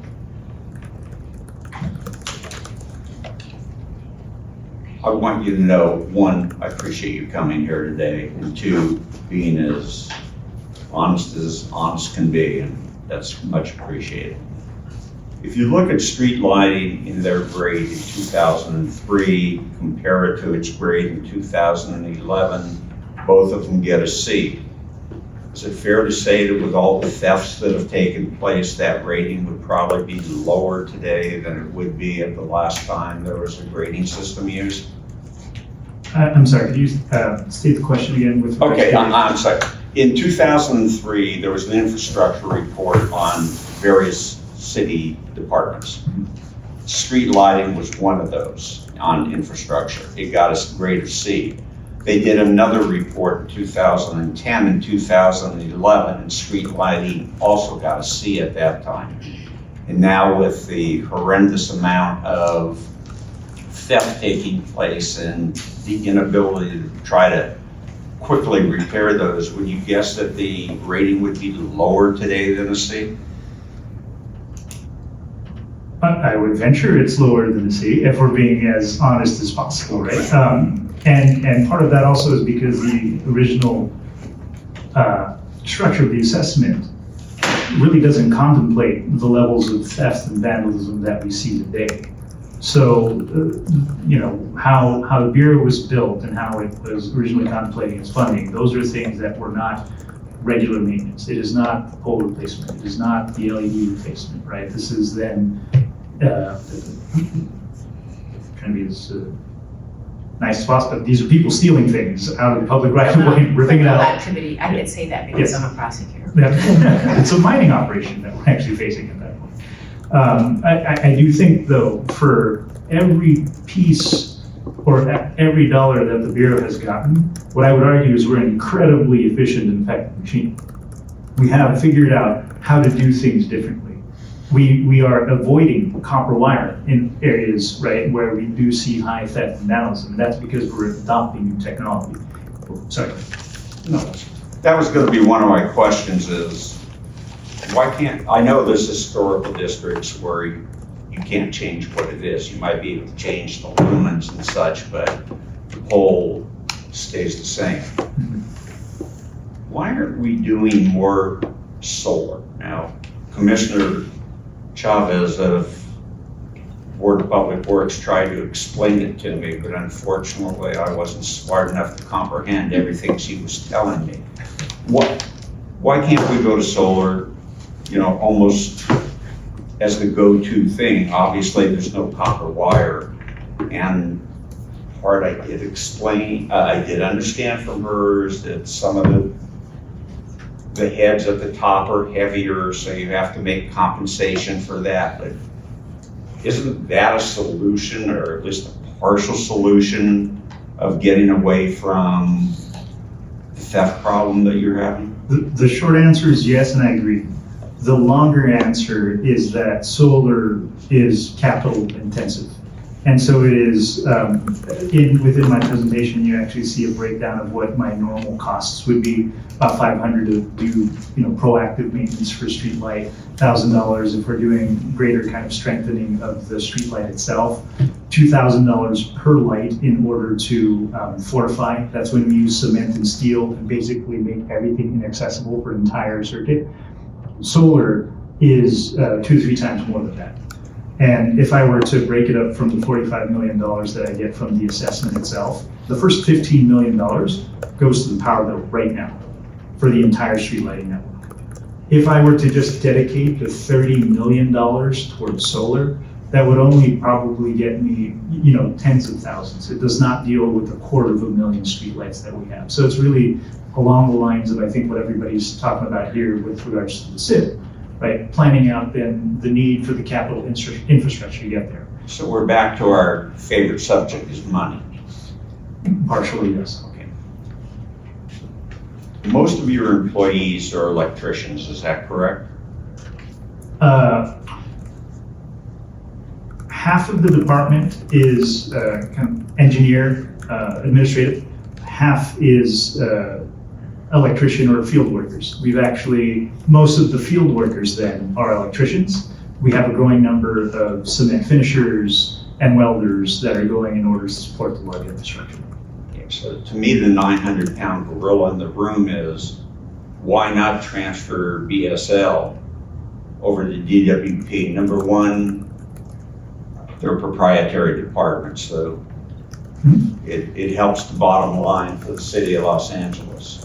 Two, I think the employee, and I shouldn't say I think, I'm not schooled in this, I should rather ask the question. Wouldn't they be basically doing the same jobs over there with the ability of taking the bottom, what the Department of Bureau of Street Lighting is given, and be able to use that perhaps for street services or in the Bureau of Engineering or in DOT and somewhat relieve the burden? I'm trying to figure out the argument against moving you guys, and I'd like to hear what that would be. Yeah, well, actually, if I may, because I want to present both sides at that point, and there's something I wanted to answer also with what you asked, because it's very similar to what you asked with regards to DOT, right?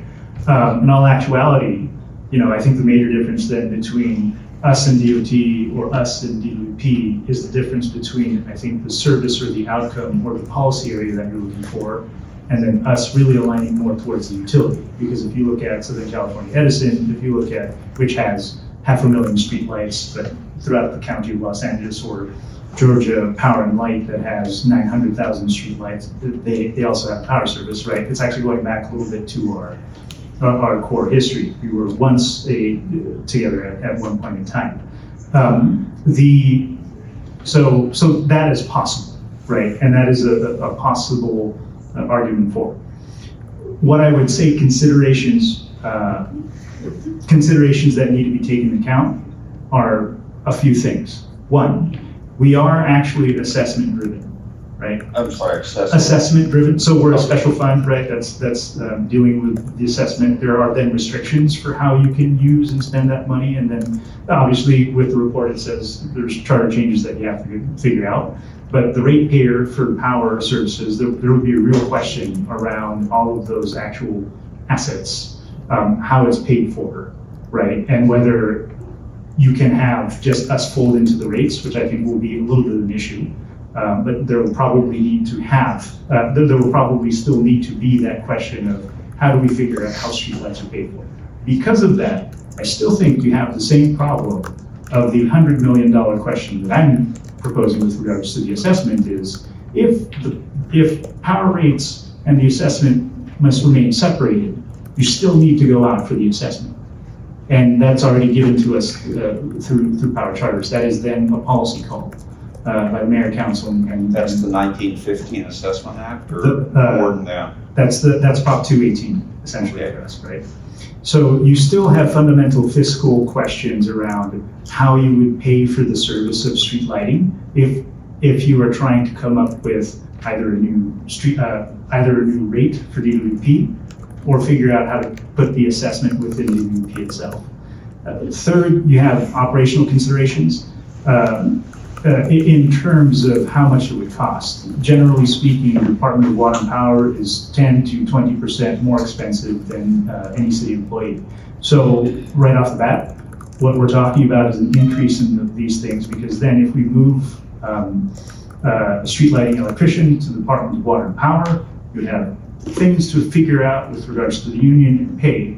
I'd probably be very popular with my staff at that point, but I'm just saying that that's a thing that you have to consider. And related to that is obviously reciprocity with the city and Department of Water and Power, where the pension systems have actually split. So, or I'm sorry, you're unable to transfer easily in between. So there's a lot of ultimately fiscal considerations that are under there. Again, you know, with everything I presented with regards to our costs and our per unit costs, right? I'd argue we're efficient and effective, but that would just be a larger policy call on how you want to break things out, and happy to further go into those things. I think it's going to ultimately require kind of a study as to an actuarial study on how any of these kind of impact.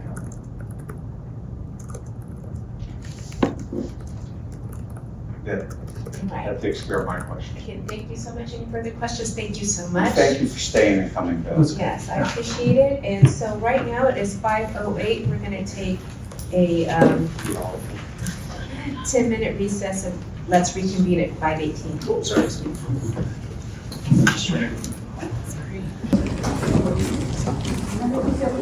Good evening, everyone. A meeting called back to order, 5:21. We're going to take a roll call.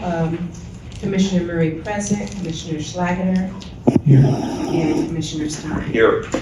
Okay, thank you all for being patient with us. And we do have, I believe we have a representative from the Board of Engineering. Is that correct? Lucky you. And Commissioner Stein's favorite bureau. Thank you very much for joining us and being patient with us this evening. Commissioner Stein has done a lot of work and has a lot of friends, past and present, on the board. And he has some questions that he would like to ask. What's Gary doing now? What's Gary doing now? Yeah. Oh, he does a couple things. He works part-time for a consulting company, and he also travels quite a bit during his off hours. He was a big Dodger fan. Yes. That's what made him stand out. Yes, I actually was able to attend a playoff game with him, actually. So I'm going to synthesize my question. Okay, great. Other than money, which we all know that we don't have enough of, what can be done to make all of the departments more efficient and sort of bring up our grades in infrastructure, which between the two reports are not very, very good. And I think most people that either walk or drive a car or ride a bicycle in the city know that about it. What can be done? Is it a bond measure just for more money? Is there somehow, and I think I'm not gonna steal Martin's thunder, a CIP plan that people can build in? Is there another position that has to be created to oversee everybody and coordinate it? What's your opinion of what has to be done? Good evening. My name is Alfred Mata. I'm with the Bureau of Engineering. I have Katie Doherty with me, who is Deputy City Engineer of the Bureau of Engineering. I am the interim city engineer. I think largely you said not to include funding, but funding is a big thing to get more things done. To make things more efficient, I do think the CIP Capital Improvement Program plan will help in terms of, I know there's often talk about aligning work scopes. Like, let's say we have a storm drain project that needs to get done, and you have a street project over here that needs to get done. Those don't always align. And maybe they won't because they're driven by different factors. But in the sense that you're able to do CIP planning that's comprehensive, you might be able to get some of those scopes that work together or align together to come together to do a larger project. When you say aligned, it's so that you would do both of the things at the same time, so they'd probably be built contemporaneously? Yes, that's what I mean. That would likely be more efficient to come in and cut into a street one time and do the necessary infrastructure improvements and then rebuild the streets. And who should coordinate that? Good question. I think that there's a CIP planning body. I think that would be the body that it would come to, that if we created something like that in the city. But again, I think a lot of it is whether like I said, the stars align. Like, sometimes we do sewer rehab projects, sewer repair projects. And that just happens to be where the sewers are and where the sewers are oldest and in the worst condition. That may not be where your high energy network overlaps a bit. So some of these priorities won't necessarily come together. But in the event that they can, I think it can be done through a CIP planning process. Just a couple more questions, because we have so much still to do this evening. Let's take South Los Angeles, Central Los Angeles. Most of those streets were built at the same time. The street trees were put in at the same time. The sewers were put in at the same time. The storm drains. Wouldn't they I know everything could have a shorter or longer useful life, but as a generalized statement, wouldn't that be sort of an area that you would tackle and be able to coordinate on because of how long they've been in existence? I don't know if that question makes sense or. It makes sense. I think the other factor there is that each of these items of infrastructure have a different life cycle, if you will. Storm drains, by and large, in my experience, once we build them, they're usually made out of concrete.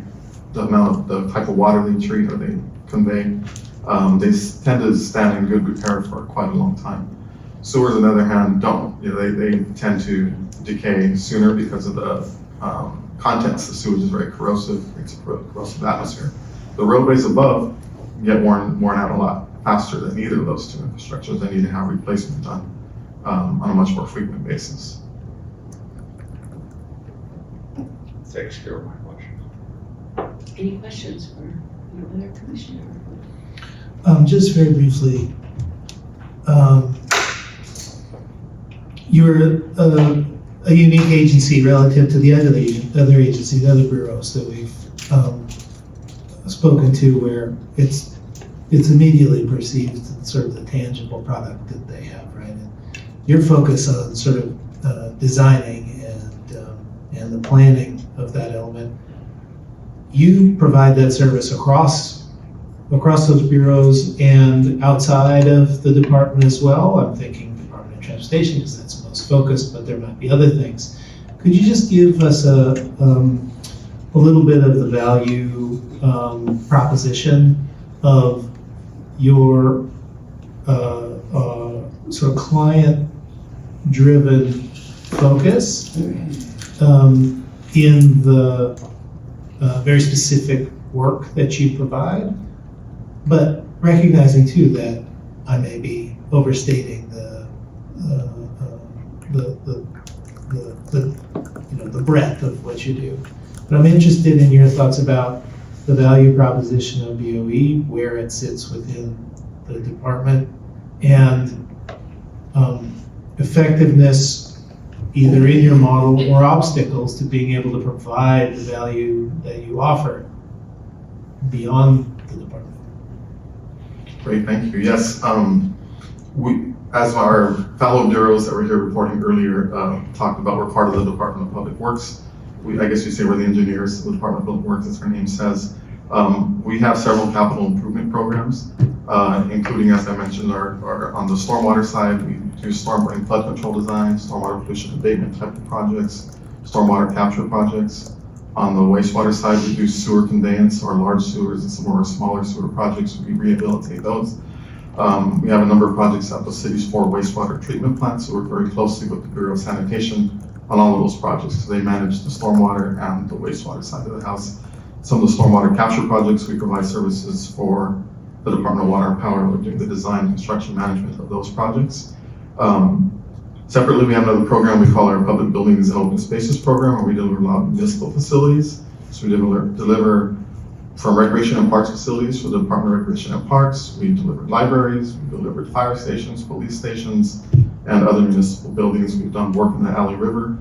All of those, you can see we have client departments that we work with across the board in all of those programs. We also have our mobility program. We work very well with our partner agencies that were here today from the Department of Transportation. We work with the Bureau of Street Services and the Bureau of Street Lighting to design and deliver projects that are in the public right-of-way to rebuild the streets and rebuild our sidewalks. Do you find any obstacles that are worth are thinking about to any of those coordinating structures? In short, nothing immediately comes to mind. I would I think I heard Keith say earlier that if we ever have issues, our issues might be on a project by project, or case by case, something may come up. Our staff usually works really well together is what I find. Rarely, we have a process of elevating issues, try to resolve at the lowest level and elevate up. It's very rare that things come to my level. Maybe things come to Katie's level more often than mine, but I don't think very many things come to our staff. Has a good working relationship with our partner bureaus and departments. Well, you're naturally a collaborative style person, so a leader. So thank you very much. Thank you for being here. And I'll just underscore that in your answering that way, it really emphasizes that there's value in this alignment through a capital investment planning and some planning body to enable and deliver that. Thank you. Commissioner Stein. Two quick questions. In 2003, that report on infrastructure gave bridges a B+. Now is given in the 2011 report a C-. Why did it go down? What did you guys find between the two that caused it to significantly drop in their grade? Regretfully, I do not know the particulars as to why that grade changed. I do know that we have embarked on a bridge improvement program during that time frame, and we've been working hard to elevate the status of all the bridges. Obviously one of the most significant ones we recently completed was the 6th Street Viaduct replacement project, which was a complete bridge replacement. We have several other projects that we're working on. So I would like to think the grade since then, I can't imagine it's gotten any worse since you said C- in 2011. I don't know, Katie, if you have any more perspective on our bridge report, but I think we're doing a little bit better in this regard. We've really leveraged the city's seismic bond funds that have been a legacy funding source for this work against the Federal Highway Bridge Program funds. And we recently awarded a project to redo the Hickory-Glendale Bridge project. Yeah, I would agree with that. I think since the time of that report, we have had some funding sources and some major projects off the ground. So I would be surprised if that was the same grade today, if that same report were to be done. Funding is still an issue for bridges. We're reliant very heavily on the federal government for our bridge funding at this point. So there's a lot of work to do related to bridges, but we have checked off quite a few since that report was done. Last question, you brought up public buildings. Neither of these infrastructure reports have rated public buildings. It's always been one of those language to the effect of public buildings haven't been taken into consideration. You know why? I mean, it would seem where we let the public go, including all of us in this room, they would sort of jump up in importance. I couldn't say why for sure, but I know the times I've looked at the reports you're talking about, I know there was some founding documents, like the Blue Ribbon Commission, I think that was created, and they must have established a mission that somehow did not include those facilities. And maybe separately at that time, there was a pretty active police bond program and fire bond program going on. Maybe there just wasn't a thought that there was a need at the time to evaluate those facilities because there was substantial. But like a public building, if I go into the Department of Building Safety in Van Nuys, that's considered a public building. Correct. And probably doesn't have the same high priority as you might for the police station or for the fire department, fire station you're building. I'm just curious, is there a way we can see what the infrastructure of these public buildings are? If that even enters into our deliberations on what to recommend? Possibly that would probably be a question I would defer to the Department of General Services, as they are the keeper of all of the city buildings and properties. Thank you. All right, thank you for coming. Sorry, I drug you there. And I do want to acknowledge, I believe we do have somebody from the Board of Public Works, and we've heard from them so many times. I don't know if we have any questions. That's okay, but we could, if not, we can get into, yeah, we had one of the commissioners, we can get into our presentation from our staff.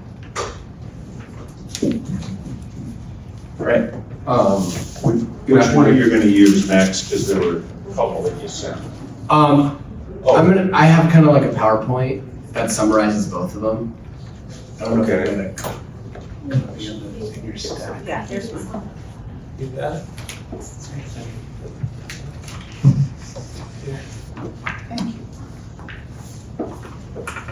But yeah, I'm gonna start with the This department.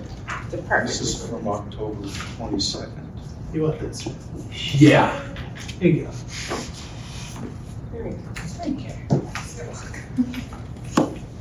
But I'll start with the department reorganization memo.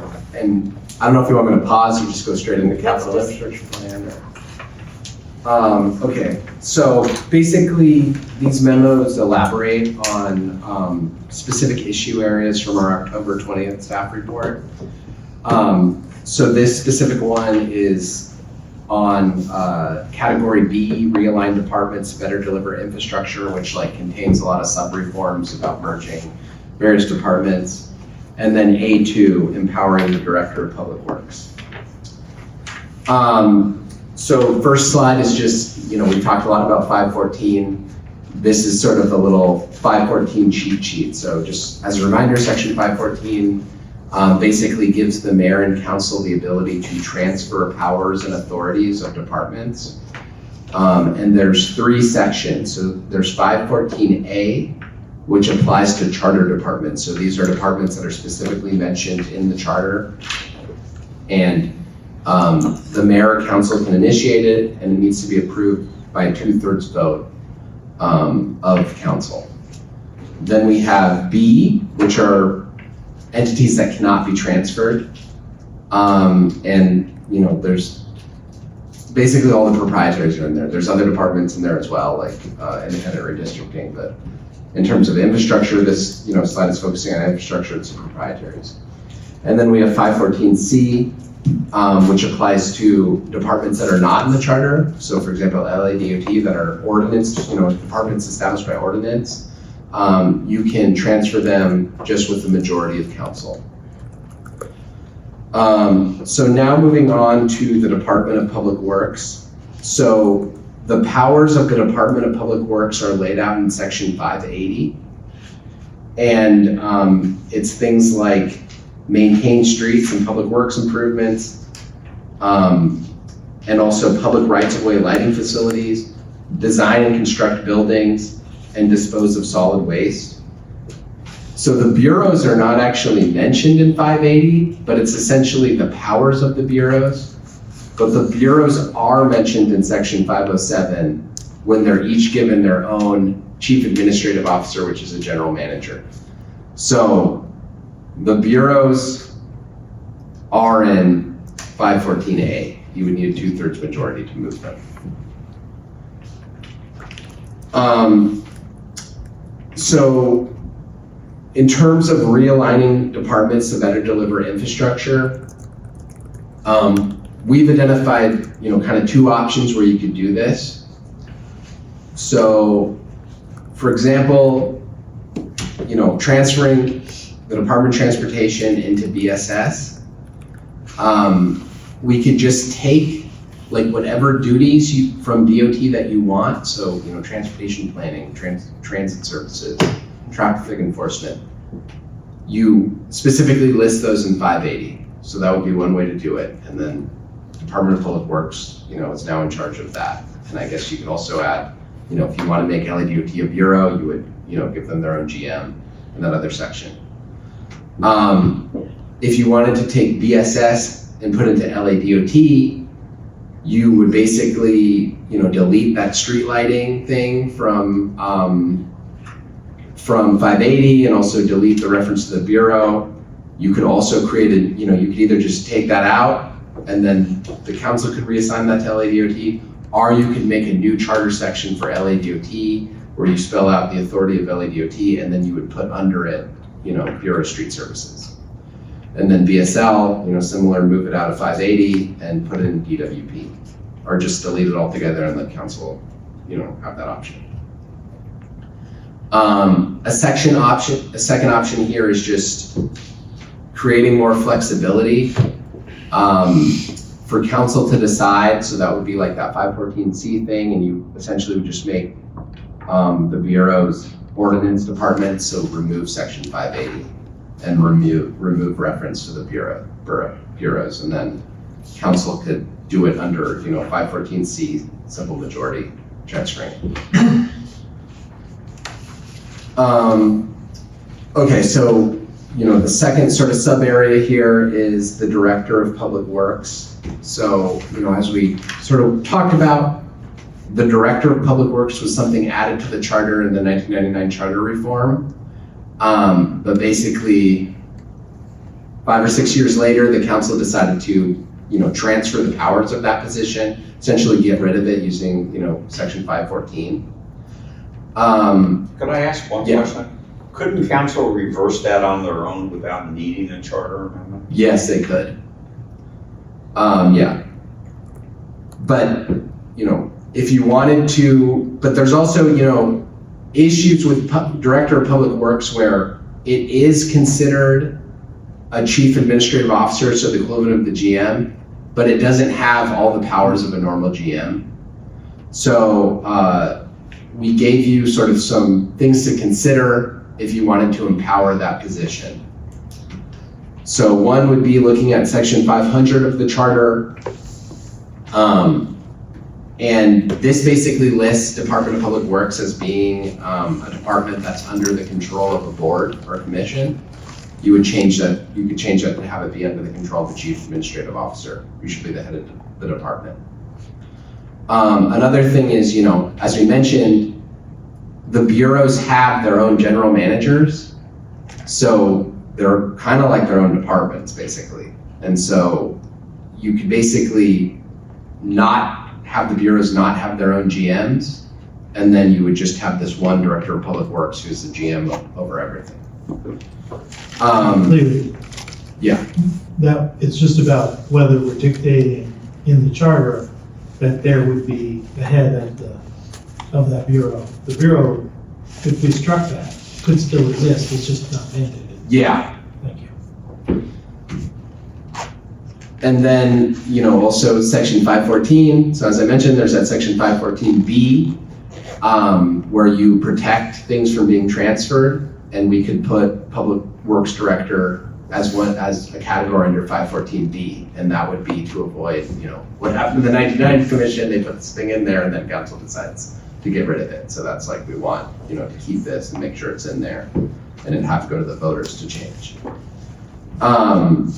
And then section 582. So basically, right now the powers of the director, as they are in the charter, are to basically like carry out the will of the board. So you could change that from doing what the board tells the director to do to basically setting policy for and manage the Department of Public Works. So they're, basically making this person the director in charge of all the public works departments. And then another thing, and this dovetails into our next section on capital infrastructure plan, you could make the Director of Public Works the lead agency when it comes to implementing the capital infrastructure plan. So that is the presentation on departmental reorganization. If we want to jump to SIP, or do you guys have any questions? Let's hit on. Okay. So, capital infrastructure plan. So this staff report is again, elaborating on a reform that was in that October 20th staff report. That is section C, or category C, which is do a capital infrastructure plan. So one of the real issues with that in the charter is the authority. So who's in charge of doing the capital infrastructure plan? We probably don't want to put in a very detailed, instructions on how that should be done. But one thing you could consider to put into the charter would be the different authorities. So we did some analysis on, how capital infrastructure plans are typically implemented. So, usually you have your departments that submit their projects for the plan or program, and that goes into a lead agency. And typically your lead agency should be in charge of capital asset management for the whole city. So they are tracking it at least. So they know all the city's capital assets, and they also are tracking its maintenance. And so usually they're like a department that's, in charge of capital planning or infrastructure, like a Department of Public Works, our Bureau of Engineering, or a department that's like specifically tasked to do capital planning. So they take all of those projects, they compile that into a list, and then they also, from their own sort of asset tracking, put in the assets that they see as needing to be repaired or replaced or renewed over that time period. So then that list goes to a financial authority, and that financial authority basically budgets for it and identifies funding and grants and, aligns the funding with the list. The next step is for it to go to an executive coordinator, and that executive coordinator is basically in charge of aligning that list with city-wide policy and priority.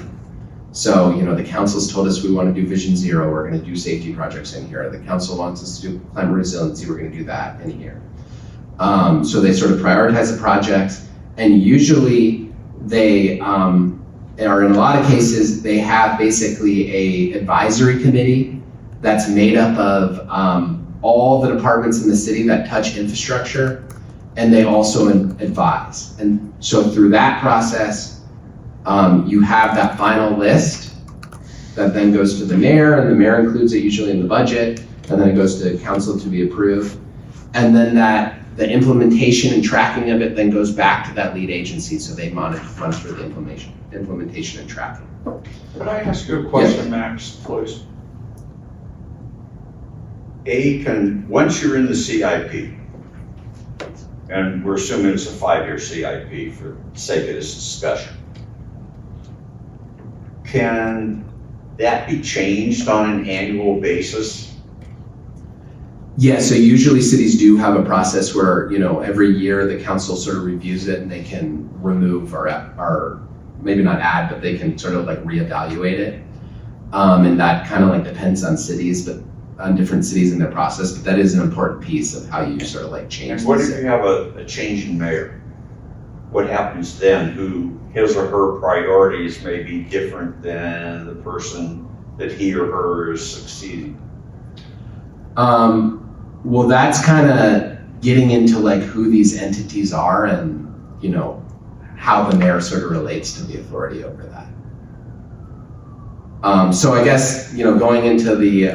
You're saying because there's an annual revision process. Yeah. So if the mayor has direct line of authority with the lead agency, for example, that process of updating it in an annual basis could then reflect the new mayor's priorities. Yeah. I mean, obviously, with appropriate coordination across the city, but yes, thank you. Yeah, so, if we're looking at some other cities, so for example, Long Beach, so the lead agency there is the Department of Public Works, they're in charge of collecting all the projects. It then goes to the financial management department for the financial authority to align it with different budget issues. And then the executive coordinator is the city manager. And then, of course, mayor and council. San Diego, we have, an engineering and capital projects department. That's the lead agency. It goes to the Department of Finance. And then it goes to that advisory group, which is called the Capital Improvement Program Review and Advisory Committee, which is, basically managed by the Engineering and Capital Projects Department, but it's composed of all those, different entities. So it's like, the mayor, all the different infrastructure departments, and they're kind of making that final list. And then San Francisco, they have an Office of Resilience and Capital Planning. So this is sort of like an office that's set up just to do capital planning that's housed within the city administrator. It goes to the city administrator, so basically within the same department, but different office as a financial authority. And then the Office of Resilience and Capital Planning is also the executive coordinator, but they have a special committee like the one in San Diego that is sort of made up of the mayor and board of supervisors and all these different entities that sort of goes through the list and acts as that executive coordinator. So yeah, that's what, your question with the mayor and commissioner sign, it's sort of, the mayor is in it, but it's sort of like they have different authorities over different aspects depending on the process. So now, looking at LA and, in our report from October, we sort of look at how we do capital planning now. And, we have a process that's kind of similar, but I would say there's some steps that are missing. So we have departments submitting recommendations to our CAO, which is sort of like a financial authority, but and they basically then turn that into a list and send it to the mayor to council. So we're kind of like missing that executive coordination, that advisory committee. And then a big piece that's missing is, and this is something that we don't really have as a city, is that one department that's sort of like managing all of our capital assets and doing the tracking and where they all are, what state they're in, and what needs to be renewed and replaced. And that's not general services? No, and so it's done by all the different departments sort of have their own systems to do it, which kind of complicates the issue. Even, the bureaus have their own systems to do that within the Department of Public Works. And so that is something that is being addressed by Mayor Bass in ED9. So they've sort of put in place some of these pieces. For example, they've set up an advisory committee that's similar to the ones in San Francisco and San Diego that we mentioned. And they're also trying to get the city on one sort of maintenance to sort of, put all the maintenance into like one system so they're not separate systems to make it easier to track. But the thing that we're missing in LA, right, is who these entities will be, right? So who's our lead agency, who's our financial authority, who's our executive coordinator. So in this, in the staff report, we kind of like lay out some options. So in terms of the lead agency, we have Bureau of Engineering. That would be similar to, San Diego or Long Beach, where they have those departments doing that. We have Board of Public Works, so just sort of taking it one level up, still within Department of Public Works, but have the board do that, and they coordinate, amongst all the different bureaus and also sort of our public-facing entity. We have CAO, who sort of does that now. One issue there is they're not, in charge of doing infrastructure and managing that, so that would be, an authority that would sort of have to be transferred over to them. And then we have some new options. So Director of Public Works, like an empowered Director of Public Works, could do that. And then also going off sort of the San Francisco model of an Office of Infrastructure Management that could live different places, right? So that could live within the CAO, it could live within the Director of Public Works. That would be sort of a new office specifically tasked with capital planning. Then moving on, financial authority options. So CAO, they currently sort of play that role for the city in terms of, creating the budget and looking at funding sources. We also have Department of Finance. And then we have, some new possibilities. So Chief Financial Officer, which is something the Government Structure Committee is looking at. And also that Office of Infrastructure Management. And then moving on to executive coordinator options. So again, CAO could play that role as they do now.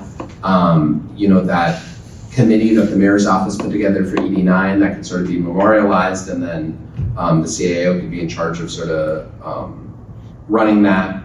Also, Director of Public Works could do that. Or, sort of another new option that Government Structure Committee is looking at, which is a Chief Operating Officer, which would sort of be similar to a city manager like they have in Long Beach, or a are a city administrator like they have in San Francisco. That is a summary of the two reports, and happy to answer any questions. And thank you, Max. I know we got a lot of information tonight. For transparency, we had originally thought we were going to be deliberating on some of this stuff, but I think we're going to have to save that to our next meeting. But does anybody have any further questions? Again, thank you for your presentation. We have a lot to consider. I, for one, would like to hear Martin's ideas on this, because I think he's spent a lot of time on thinking it out, what he would see working best. Well, I appreciate that, and I don't want to overstep where you want this committee meeting to go. I do think that what's in front of us are a couple discrete questions.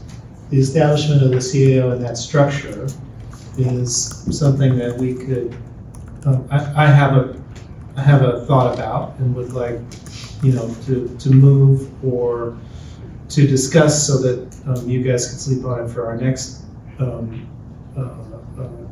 deliberation.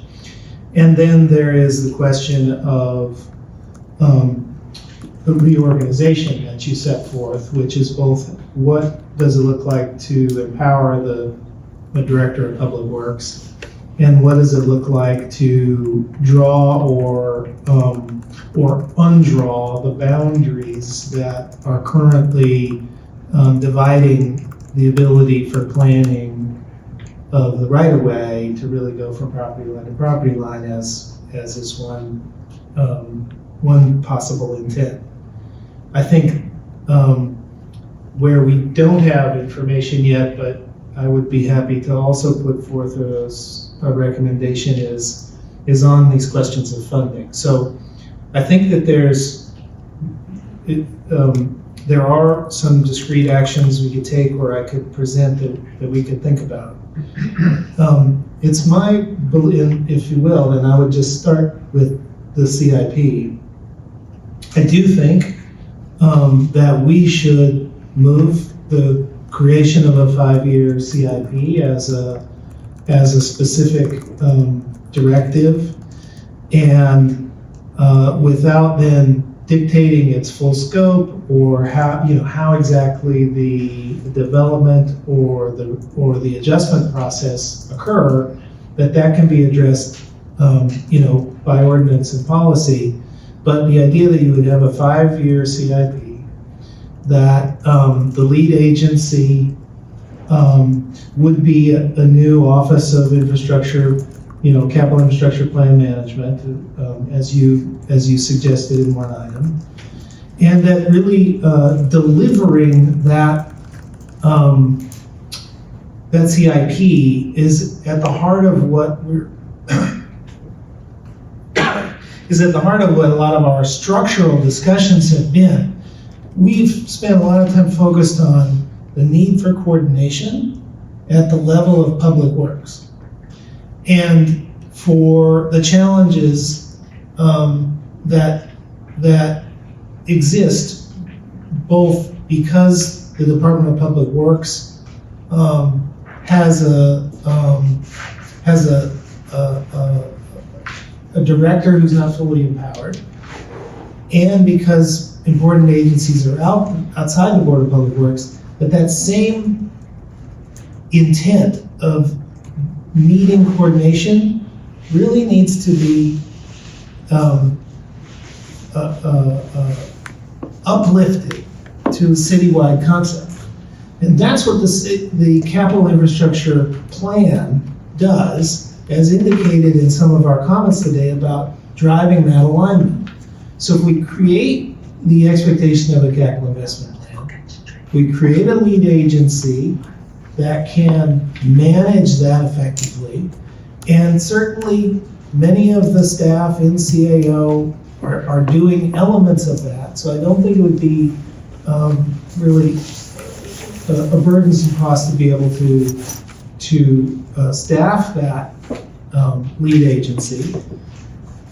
That then we pair up with these deliberations that the government structure committee is having to streamline and make clear our by setting a chief financial officer, building off of the fundamentals that are in our Department of Finance, but really clarifying those financial roles, thereby answering your financial authority question. And similarly, taking this COO approach to be able to drive citywide coordination on items that are really demand a citywide approach. What are those? Capital infrastructure is one. Economic development is probably another. Climate and environment is almost certainly another. And I'm sure we could think of one or two additional, per our interests. But there's really 4 or 5 overarching items that truly demand citywide coordination. And I think capital infrastructure is one. And I think it's the vehicle to create a body in the COO that really is driven separate from financial creation. That the financial data coming out of a CFO exists and is transparent to the public so that the implementation plans can be compared and audited by a controller, so that those two things are distinct and not blurred in the way that they currently are as both being under the CAO. And I think if you develop that, you are setting forth a recipe for success in delivering capital investment plans by having an executive coordinator, as you've pointed out here, that's really oriented around focusing on that alignment and delivering the product. So I can put that in motion language for discussion, but I want to share the thought. Thank you, and I appreciate your thoughts. And you're always so good at presenting them in language that everybody, including me, can understand. I agree with you about the capital infrastructure program, 5-year. I am a little less sure about whether the head of that should be an elevated director of public works, and I am a little bit unsure about whether there should be a new department of infrastructure. So I want to take a little bit of thinking. Thank you for putting those ideas out. I think it's also a great idea about coordinating. We're going to have to coordinate with our other committees about the CAO, CFO. I'd like more information about that, and that may not necessarily come from this committee, but we do have to coordinate all of those efforts. So I agree with you, but there are a couple of areas that I want to sort of sit on and think about, but thank you for articulating that in a very coherent way. And I think it gives us a little bit of structure. And thank you, Commissioner Stein, for moving the discussion along. And if I can be just clear, I do think that empowering the Director of Public Works is helpful for public works structure.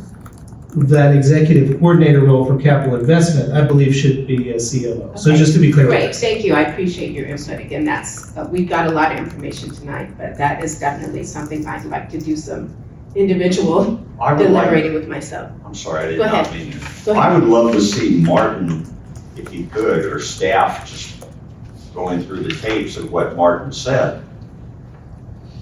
Reduce that to writing.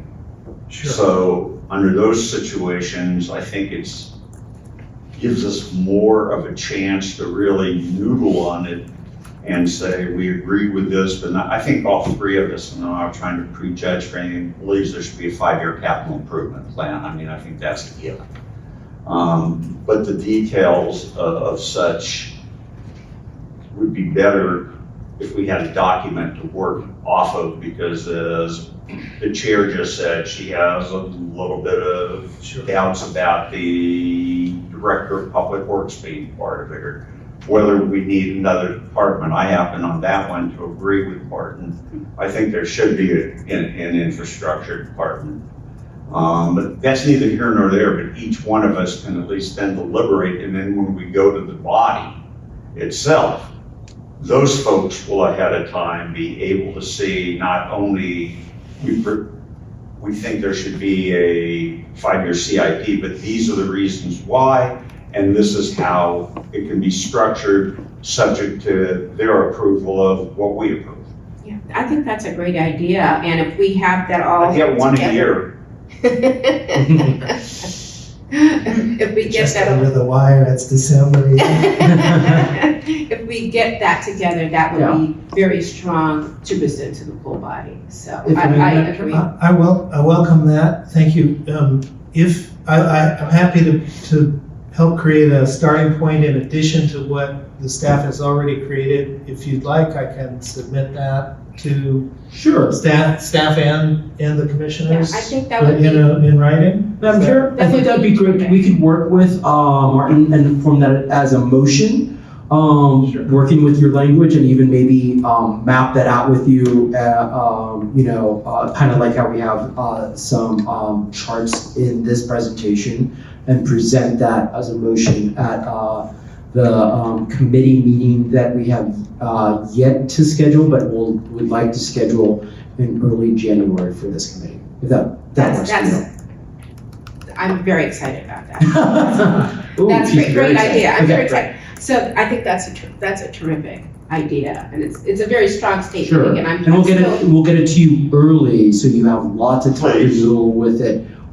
Even rearrange it in your heads how you think, and then by the time we get to that committee meeting, you'll be able to have a discussion. I realize because of Brown Act, we can't communicate among Thank you, sir. ourselves. That is correct. But can we, and I don't know if this would be considered serial, so it would still not be allowed under the Brown Act, could we communicate to the deputy director or to the policy people or to the ED himself and have the ED kind of flush it out with the other members? Or does that all have to be just done at the time that we take it up? So we'll be careful to, if Commissioner Sotiger, sends us his motion and his ideas, we'll get that public and we'll post that, and then all three of you will be able to view that and send us your feedback. We won't, it's just, because of the Brown Act, we won't be able to go back to you again and say, this is what, Commissioner Stein said. So you'll have to come back to that meeting in January and make those, unless you have a separate motion to deliver. I think to stay focused, I think we're almost on the same page. But I think the idea that Commissioner, that he laid out is very doable and feasible.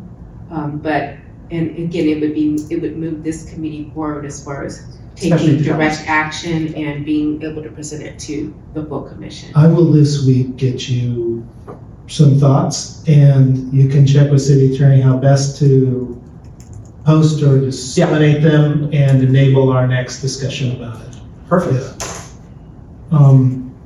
And I'll, for the sake of hoping to continue to propel that conversation, I will outline what I've just said, but some of the other thoughts on these things as well, and if that helps become a launch point for the other discussion, that's great. And they can be, severable, so. That sounds I'm happy to do it. terrific. Thank you for the invitation. Thank you. Wow. It is 6:08, and does anyone have any, Max, do you have any further comments or suggestions? So, we did kind of cover A, B, C here. We do still have D, which is about a budget appropriations, and I know Commissioner Schlagener wanted to sort of look at all the budget things holistically. And we also have E, which were the RAP recommendations. But I guess just planning ahead, if we do schedule that meeting in January, we'll sort of both have to deal with these infrastructure pieces. And then we are working with planning and other departments to sort of bring back more refined proposals on the items that were approved both by the committee and the commission. So just sort of, I guess, giving you guys a preview of the remaining work of the committee. who is the person who, if upon consideration that there's no other way to overcome the gap that's needed to bring our infrastructure up to date, could tell us if we wanted to do, and I know Councilman Blumenfeld will be opposed to this because he doesn't like ballot box budgeting. I'm hoping that his view doesn't necessarily prevail. But who will be the person to say, well, if you wanted to do that and we need $6.9 billion over 10 years, what percentage that would be of the budget if we were going to designate it in the same way the library has it designated and recreations and park has it designated, even though they would like more now. Who tells us, well, that'd be 1% of the budget, that'd be 0.5% of the budget, that'd be 2% of the budget, and can see far enough in advance to see that the budget will go up over that 10-year period. So I'm just picking a number, it has no correlation to what my question is. 1% of this year's budget would probably be very different and much less than 1% of the budget 10 years from now. Who's that person? I would imagine probably the CAO might be the best person. Indeed, it's such an insightful question as to the problem that we are facing, that we are trying to fix. And so the answer is, yeah, maybe the CAO. But it is at the very heart of why we're here. Couldn't we just have Martin do it? Pay more. I appoint. Well, I was gonna say, I do have thoughts about D&E, obviously, and I think that they run into this very difficult question that we confronted at our last meeting, or our last committee meeting, I'm not sure which is that everybody wants a budget allocation or a budget protection. It's very hard for us to have a holistic, comprehensive view of the budget in order to do that. And no matter what we would say, it would go into that kind of discussion anyway, once the city and the CAO and others got hold of those recommendations. But I do think that funding isn't limited simply to a portion of existing budget, and so I have some thoughts about revenue and other items that I don't know where they may or may not lie, all of them in the charter. So with your permission, I'll add another list there about where this conversation on budget may also go. And I think the rec and park stuff, most of it we pretty much handled or are able to encompass in the planning directions that we gave in the last one. So I think that'll be easy to manage as well. And so just to assure the chair that I think we'll be able to expeditiously get through this, though I will put on the list, a challenging set of questions around these budget items. Because obviously first us and then the full commission. Right. We'll have to make a determination of what it is, but not all things are created equal. And even though every department would like to know they're getting X of the budget, I think it's our obligation to prioritize in our minds and in the full commission's minds what the priorities should be if we're going to do this quote unquote ballot box budget, as one council person referred to it as. And I think there's sort of one important thing, at least for this, the rec and parks one to keep in mind, which is that, there is sort of a process right now where groups are strategizing around potentially a ballot measure that would be for park funding, that would be on the November ballot. So it might be helpful to get more information from them, because you could have a situation where you sort of have two competing measures around parks on the ballot. That might be acceptable. They may cancel each other out, Yeah, as we know what happened with the And county. the other problem is if they qualify the initiative, I think you've got the firefighters that have a